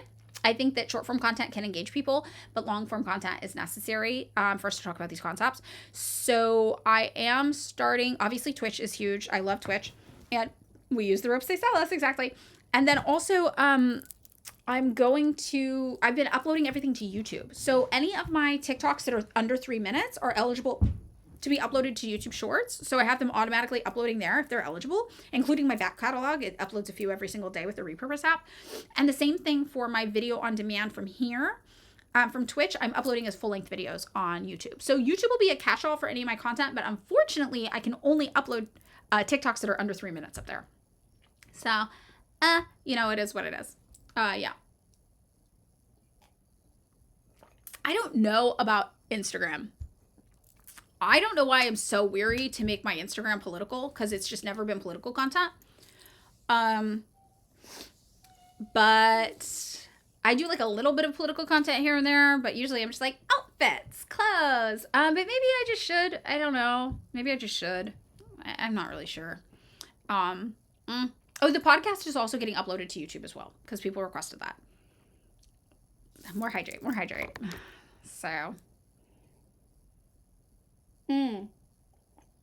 I can upload the longer ones just as regular YouTube videos. You're right. Right. Instagram is scary. I have looked into Upscrolled. I downloaded Upscrolled, but the thing is, I tried to upload a video and it just glitched out and didn't work. And when an app doesn't work right for me, I'm like, I don't have time to figure this out. So I tried to do a video. It didn't work. I did text post and it was fine. So I'm not really sure, unfortunately, what that's going to look like for me. So, the podcast, yes, pick me up, I'm scared. Yes. Oh, Instagram will cut your engagement. That makes sense. I mean, all these places are evil. That's why I also like that Twitch, though, is like, we don't mind you being left-wing here. We're trying to build a left-wing audience. Like, so I think that's really, I'm going the path of least resistance. I like live streaming. It's fun. I think that the way I talk about politics is more conducive to long-form content rather than short-form content anyway. And they don't hate us being here. We're allowed to be here. So I think that's kind of nice. Yeah, Twitch is the most calm platform. But I think it's again because long-form content forces you to engage differently than short-form. It just forces you to critically think and engage different. And so I think it's less conducive to trolling because we have trolls obviously, but it's like, whatever. What are they going to do? Sit there for 2 hours and just say bullshit over and over again? Like, probably not, right? And what's cool too is that when you're done, they can't keep leaving comments. You're done. We're done, right? We wrapped it up. You can't just like keep saying shit. Like, you either involved and you get a say in what we're talking about, or you weren't involved and we don't need to hear what you fucking think because you don't know what you're talking about anyway, right? So it's more likely than you think. Okay, fair. But I like it. Used to game on here. Okay, I feel like the gamer community is a lot different for sure. Yeah. Also my community on here is pretty small still. So, it's just us. It's not like a lot of randos are like stumbling in necessarily. So, I don't know. something. So, okay, we have maybe 25 minutes left, and part of me is thinking, I was interested, this morning I woke up and I was like, I've never read any Ho Chi Minh. And I told my partner, I'm like, I'm a loser. I've never read any Ho Chi Minh. And my partner was like, you are a loser. Like, oh my God. So we can read some Ho Chi Minh with the last 25 minutes, if we want to do something like that. Yeah, we got to pull out a short form. It is. It's really, really a problem. It's rotting people's brains. So yeah, we can do some Ho Chi Minh together for the last few minutes, because I don't want to get started on a new topic and then it's like, oh, it's a whole thing, right? Uncle Ho will change everything I think about nationalism forever. Okay. I read a little this morning and I was just like, he was an artist. He loved art. Nobody tell the ACP. The ACP hates artists. The ACP would call Ho Chi Minh a lib. All right. Okay. So here's what we got. Does anybody have any recommendations? Like, a lot of them are really small is what I found. So I was just kind of clicking around. Twitch isn't as good for discoverability compared to TikTok or Instagram. That's true. So I should advertise more on YouTube and TikTok. I think I'm going to do that. Yeah. Zoom into the document. Yeah. Hydrate.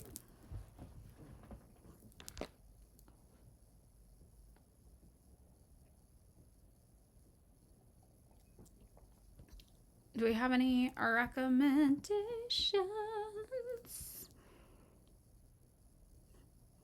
Luna Oi video you mentioned before on nationalism. I have opinions about nationalism. Okay, whatever. I'm not gonna play it right now. But my opinions about nationalism is that nationalism can be an effective rallying tool for people who are experiencing colonization to begin to conceive of themselves as an us versus an other, and to understand that there is an outside other that is oppressing them, and they should fight it off, right? It's like a precursor to class consciousness. David, my podcast co-host, thinks that nationalism always leads to bad things and should just never be fucked with, and it's a dangerous slippery slope, and you shouldn't mess with it. So that's kind of us. Oh, we could dedicate one weekday specifically to theory streams rather than news. We do Theory Thursdays. That sounds nice. Okay, the model for Twitch is currently to gain popular clips, edit them for short-form platforms, and then plug Twitch as much as possible. Okay, I'm going to start doing that. And you guys, too, if you're able to make clips, please make clips for me. Somebody made a couple the other day, and I was like, oh, this is nice. So if you see things that you think would be good, please make clips for me, please. I think you're able to do it if you've been here for 30 days or something, and that would be so helpful. Tomorrow, I don't think I'm streaming because it's also... the protest day. It's the general strikes tomorrow. So I'll probably be out going to actions and stuff like that. Maybe. But I also don't know. And I'm thinking about running a sale for work where, I think I mentioned this, where a portion of the profits go to Cheerla or something like that for people who do want to shop, like in solidarity with anti-ICE movements. But I'm not entirely sure. So yeah, there is a general strike tomorrow, if you guys aren't familiar. But maybe next week we'll start to do Theory Thursdays. Maybe we'll do that. All right, so let's do a little reading before... We'll do Theory Thursday. We'll do it. No stream tomorrow. Strike day tomorrow. We strike. All right, let's see. Does anybody have Oppression Hits All Races? The Counter-Revolutionary Army. These sound interesting to me. Lenin and the Colonial Peoples. Colonial Abyss? The Colonial Abyss. Let's take a look. Okay, should we read this? Nationalism is necessary even if they made us think it's cringe.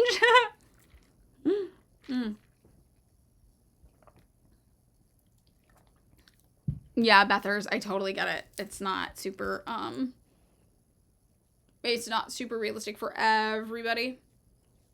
It's hard. All right. So,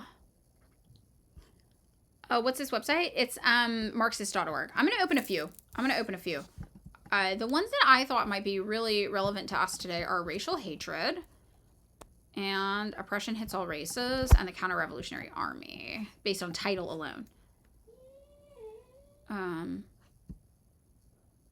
This one doesn't look quite like it. Oppression Hits All Races. Oh, everything's really short. And very, like, current events. I wanted something more, like, theory, right? Did you guys hear Fork? She just whined. We like, sure? Okay. All right, well, let's do the colonial abyss. Okay, let's go. All right.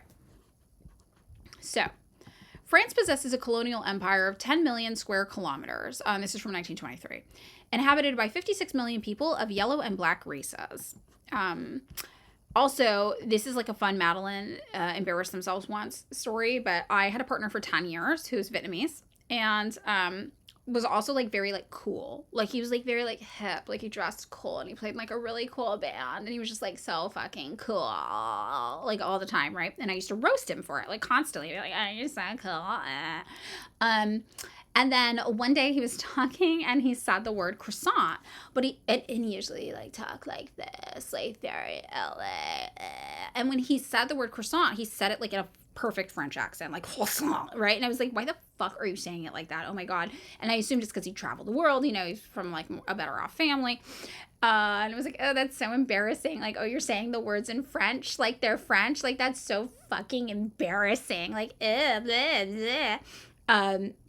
And he just looks at me really deadpan and he's like, Madeline, I don't say croissant like that because I've traveled to France a lot. I say it because I'm Vietnamese and my country was violently colonized by the French. That's how we all say it in Vietnam. And I was like, oh my God, right. I forgot you were Vietnamese. Like, so that's one of the most embarrassing things I've ever done. And it haunts me years later to this day, but that's okay. He called me the other day and I need to call him back. So he doesn't hate me.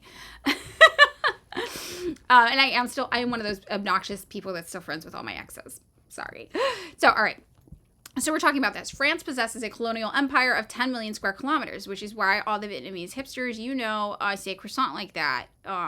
It's not because they think they're better than you. It's because their country was violently oppressed by France. To turn all of this to advantage, M. Albert Sarraut, Minister of Colonies, wants to find 3 or 4,000 million francs. To this end, he has organized a big press campaign and made countless speeches. The worthy minister has also written a book of 656 pages, priced 20 francs per volume. Pending the arrival of these thousands of millions, we beg His Excellency to allow us to fill out his arguments a little.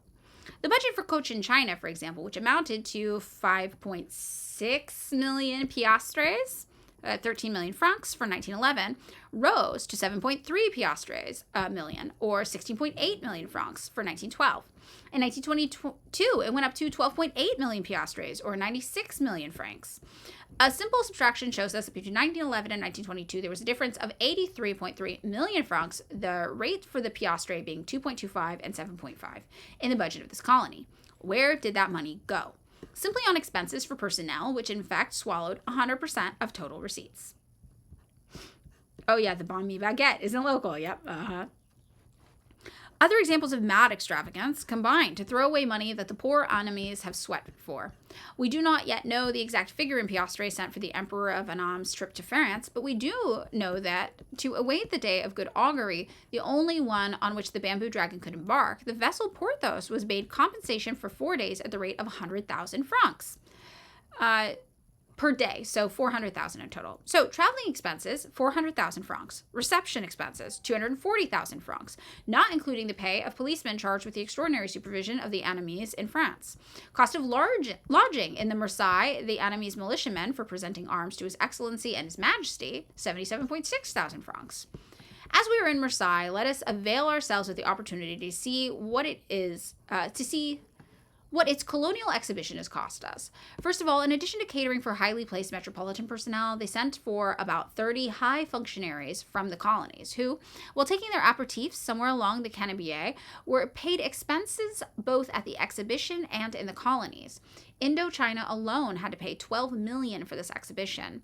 And do you know how this money was spent? Here is an example. The famous reproduction of the Angkor Wat palaces required 8,000 cubic meters of timber at 400 or 500 francs a meter. Total, 1.2 to 1.5 million francs. Also, Civ shout out Angkor Wat. My partner and I have an ongoing fight about Angkor Wat from a Civ game to this day. Other examples of waste. To carry Monsieur le Gouverneur Generalif Luxury automobiles and cars were not enough. There had to be a special railway carriage built for him. The fitting up of this carriage cost the treasury 145,000 francs. Okay, is the troll still here? Did you read the text? Did you read the text? Too controversial? Summarize it for us. Summarize what you read, so we know you read it. Otherwise, we're just going to block you because you're wasting our time. You read it? Okay, give a brief summary of what it said.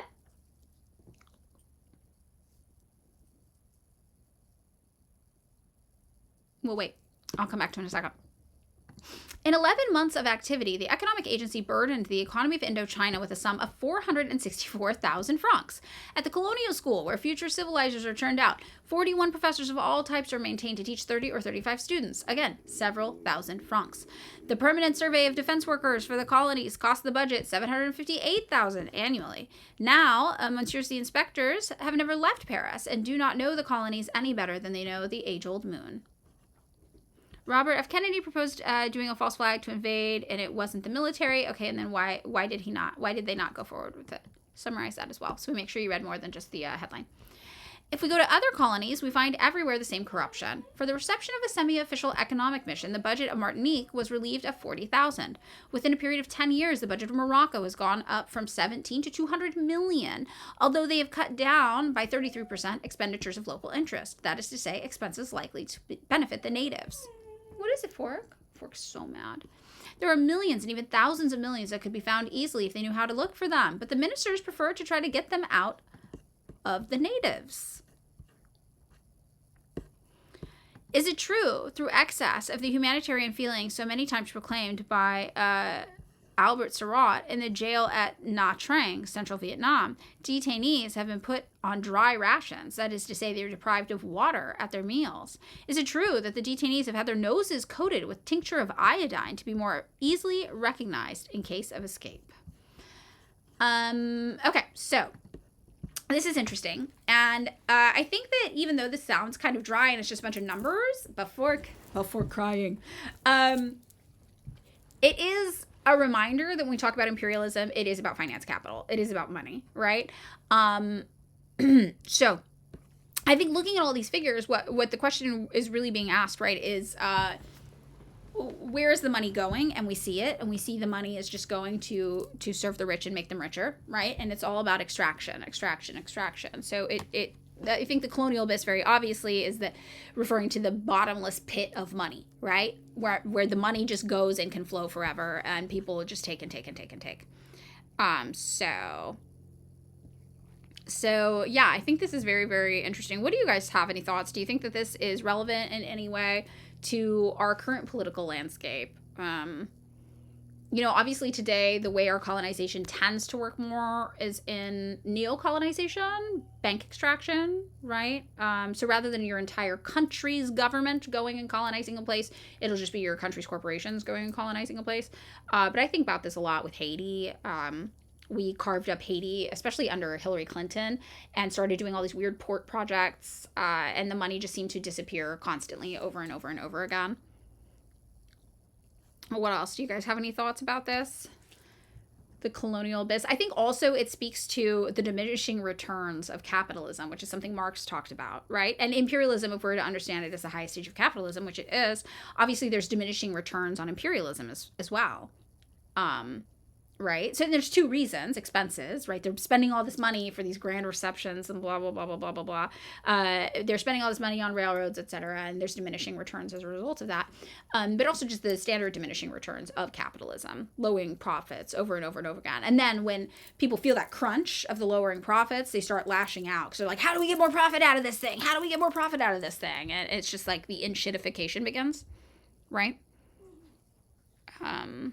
Yeah, we are demons. We are demons, even before the rate of profit only falls. Exactly. So when we look at Cuba and we look at Venezuela and our neocolonial attempts and designs on those regions, this is what we see.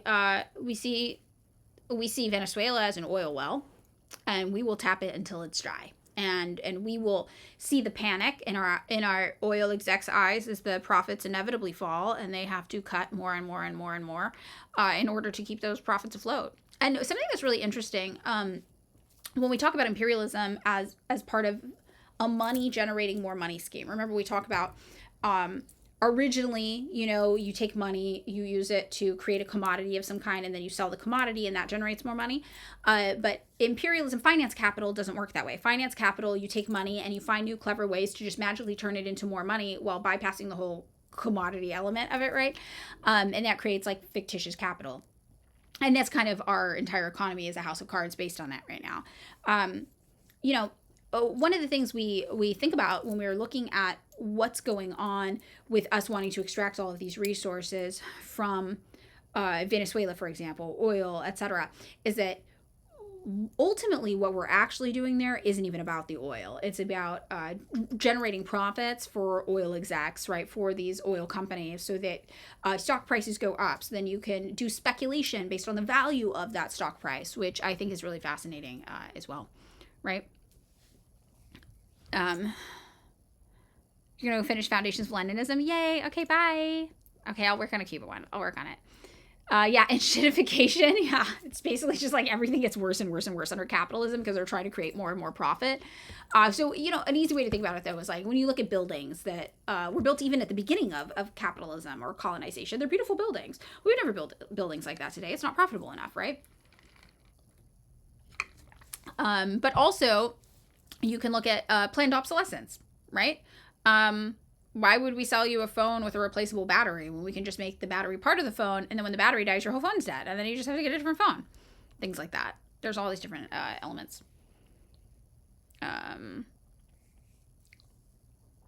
Only a seventh of the economy is a real-world MCM. 6/7 is speculation on the movement of prices that does nothing by useful and creates nothing real. By any means necessary. Is that like an actual statistic? Because that feels right to me. But I'm curious if you got that from a specific place, or if it's just like this is like how it feels being in the world. Because I think that sounds right. Okay, yeah. Okay, great. Everything here is built to serve capitalism. That is correct. And that's why you hate everything that how it looks in the United States. Yeah. And also because the United States is arguably the first nation of capitalism, right? We don't have a lot of our country built before capitalism. I mean, we destroyed the indigenous communities that were built before capitalism, right? So we don't even have, when you go to, I don't know, Europe, for example, and you look at some of the religious architecture that was built before capitalism. That religious architecture might have its own cruelties. People were enslaved and forced to build it for God or whatever. But it's beautiful because the inspiration for building it was not just profit extraction. They were motivated by some sort of passion. It might not be the same passion I would have, and it might not be the same, system of building I would recommend. The slave thing's not great. But you could see that they in their heads were motivated by something other than profit, so they spared no expense, right? And I think that's really interesting to note as well.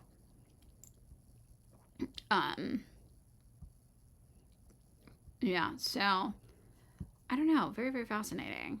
I am waiting for By Any Means Necessary to give us the link, which is cool. So we're going to do that.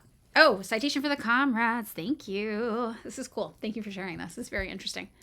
And that's why our economy is so speculative and ridiculous now, right? It's from LRB. Okay. This is like pretty long and we can't read it all, but maybe we can read part of it really fast before we go.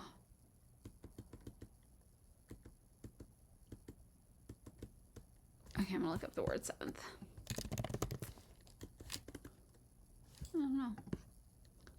I wanted to find the section of it, but I don't know how to spell it, to look it up or how they did it, so that's okay. It's interesting how obvious a lot of that becomes after reading Capital. There's this meme that's the Matrix, like seeing everything in zeros and ones, and it's like how the world looks after you finish all of Capital. And it's funny, but it is true. Like, the systems of the world are not as chaotic as they seem, right? And you know that when you actually start learning about not just the theories that guide Marxism or socialism, which we all love, obviously, but the theories that guide capitalism. When you actually learn what capitalism is, nothing is a surprise anymore. Everything is exactly as we knew it would be, right? Which I think is interesting. As poor as they were, the Choctaw got together to take up collections during the famine in Ireland. Things don't need to be about money. Yep, exactly.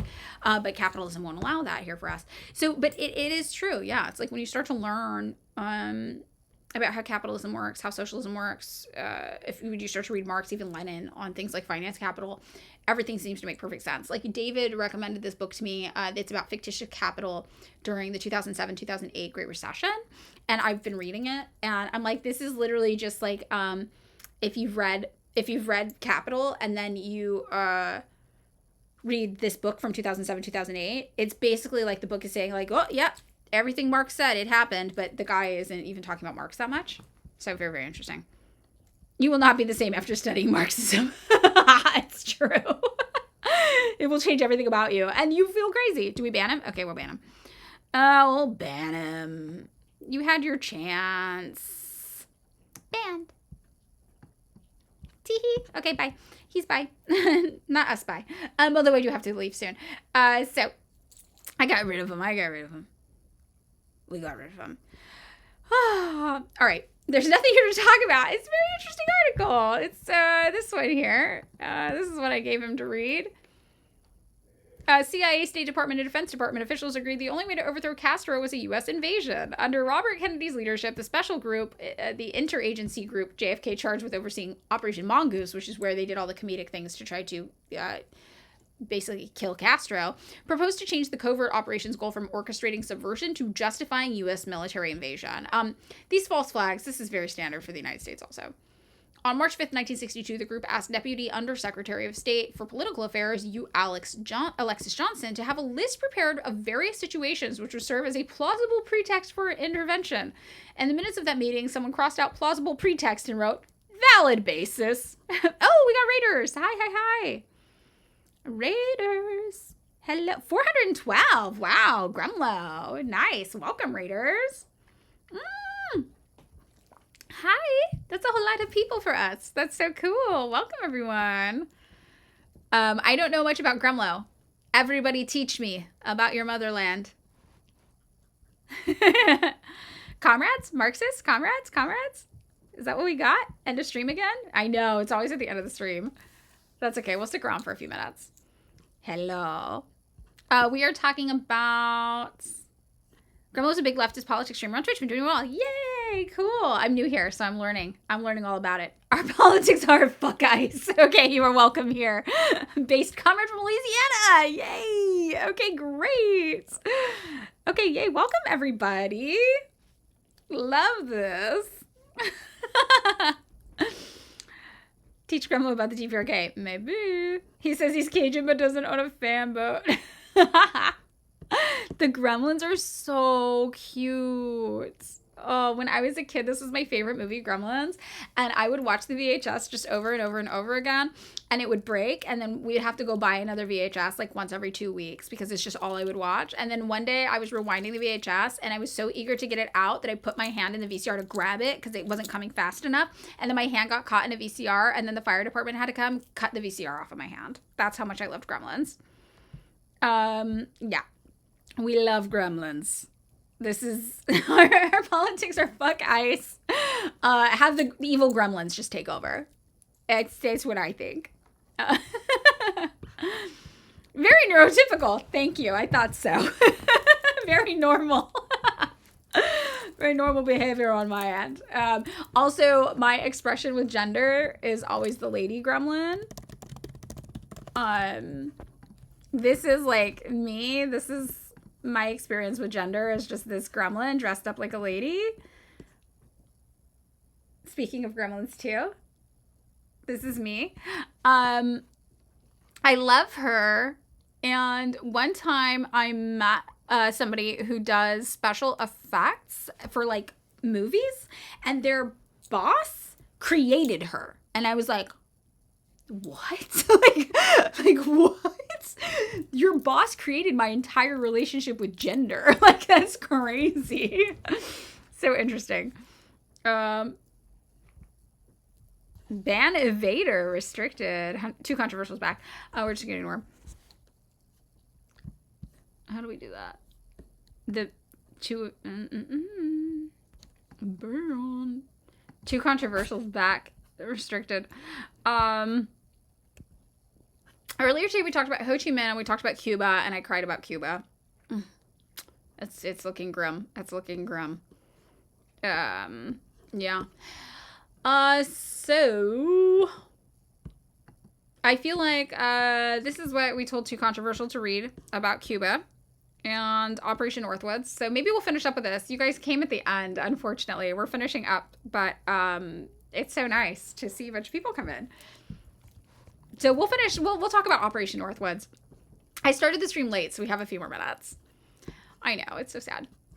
After the meeting, in response to direction, Mongoose Operations Chief Edward G. Lansdale asked the Joint Chiefs of Staff for, quote, a brief but precise description of pretexts which the JCS believes desirable for direct military intervention. The Joint Chiefs of Staff responded by drafting the document now known as Operation Northwoods. Oh my God, Ghost in this Hell, thank you. Gifting subs.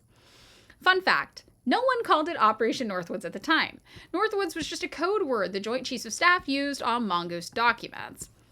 In the 21st century, however, historians mistook the code word for a code name and gave the pretext their unhistorical handle. There was no Operation Northwoods, but that didn't stop it from getting its own Wikipedia page.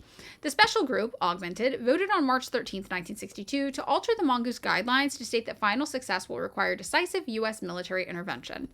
3 days later, the group briefed the president on the revised guidelines, including secret plans for creating plausible pretexts to use force, with the pretext either attacks on U.S. aircraft or a Cuban action in Latin America for which we would retaliate. We all know they also proposed a Cuban action in the United States. President Kennedy said bluntly that they were not then able to make a decision on the use of military force, but he did tell the group to go ahead on the guidelines. Since the revised guidelines said that Cubans, quote, will be used to prepare for and justify this U.S. military intervention and thereafter to facilitate and support it, the revision transformed Mongoose into a secret program to furnish the president with a pretext to invade Cuba if he so choose. Fortunately, he did not. And then that gets to the Cuban Missile Crisis, very obviously. But one of the things I think is really fascinating from Operation Northwoods is literally them talking about potentially blowing up Miami. And then being like, that's a little extreme. But I remember reading that for the first time and I was like, oh my God, what if the Bush did 9/11? People weren't joking. So it's pretty wild. Yeah, pretty interesting. That's what I tried to get Too Controversial, our troll earlier to read, and he did not. So, what are you gonna do? All right. Well, we do have to get out of here, I guess. And I feel so bad. All the raiders just came, but we can send you to another raid. Let's do that. Oops, wrong thing. Let's do that. Let's send you to another raid. Who should we raid now? Who should we go to? Is this link also in your Substack link tree? Which one? Which one? I have a lot in there. Almost everything is, but I'm not sure if everything is. We can raid Jumel or Rob Rousseau. JFK Rotting. Oh, I like that name. Maybe we let the raiders decide since they came all the way here. I don't have a Substack, but there's the Discord that Virgo made for us. Also, JFK Rotting's a good name, and that's a raider wreck. Should we do that?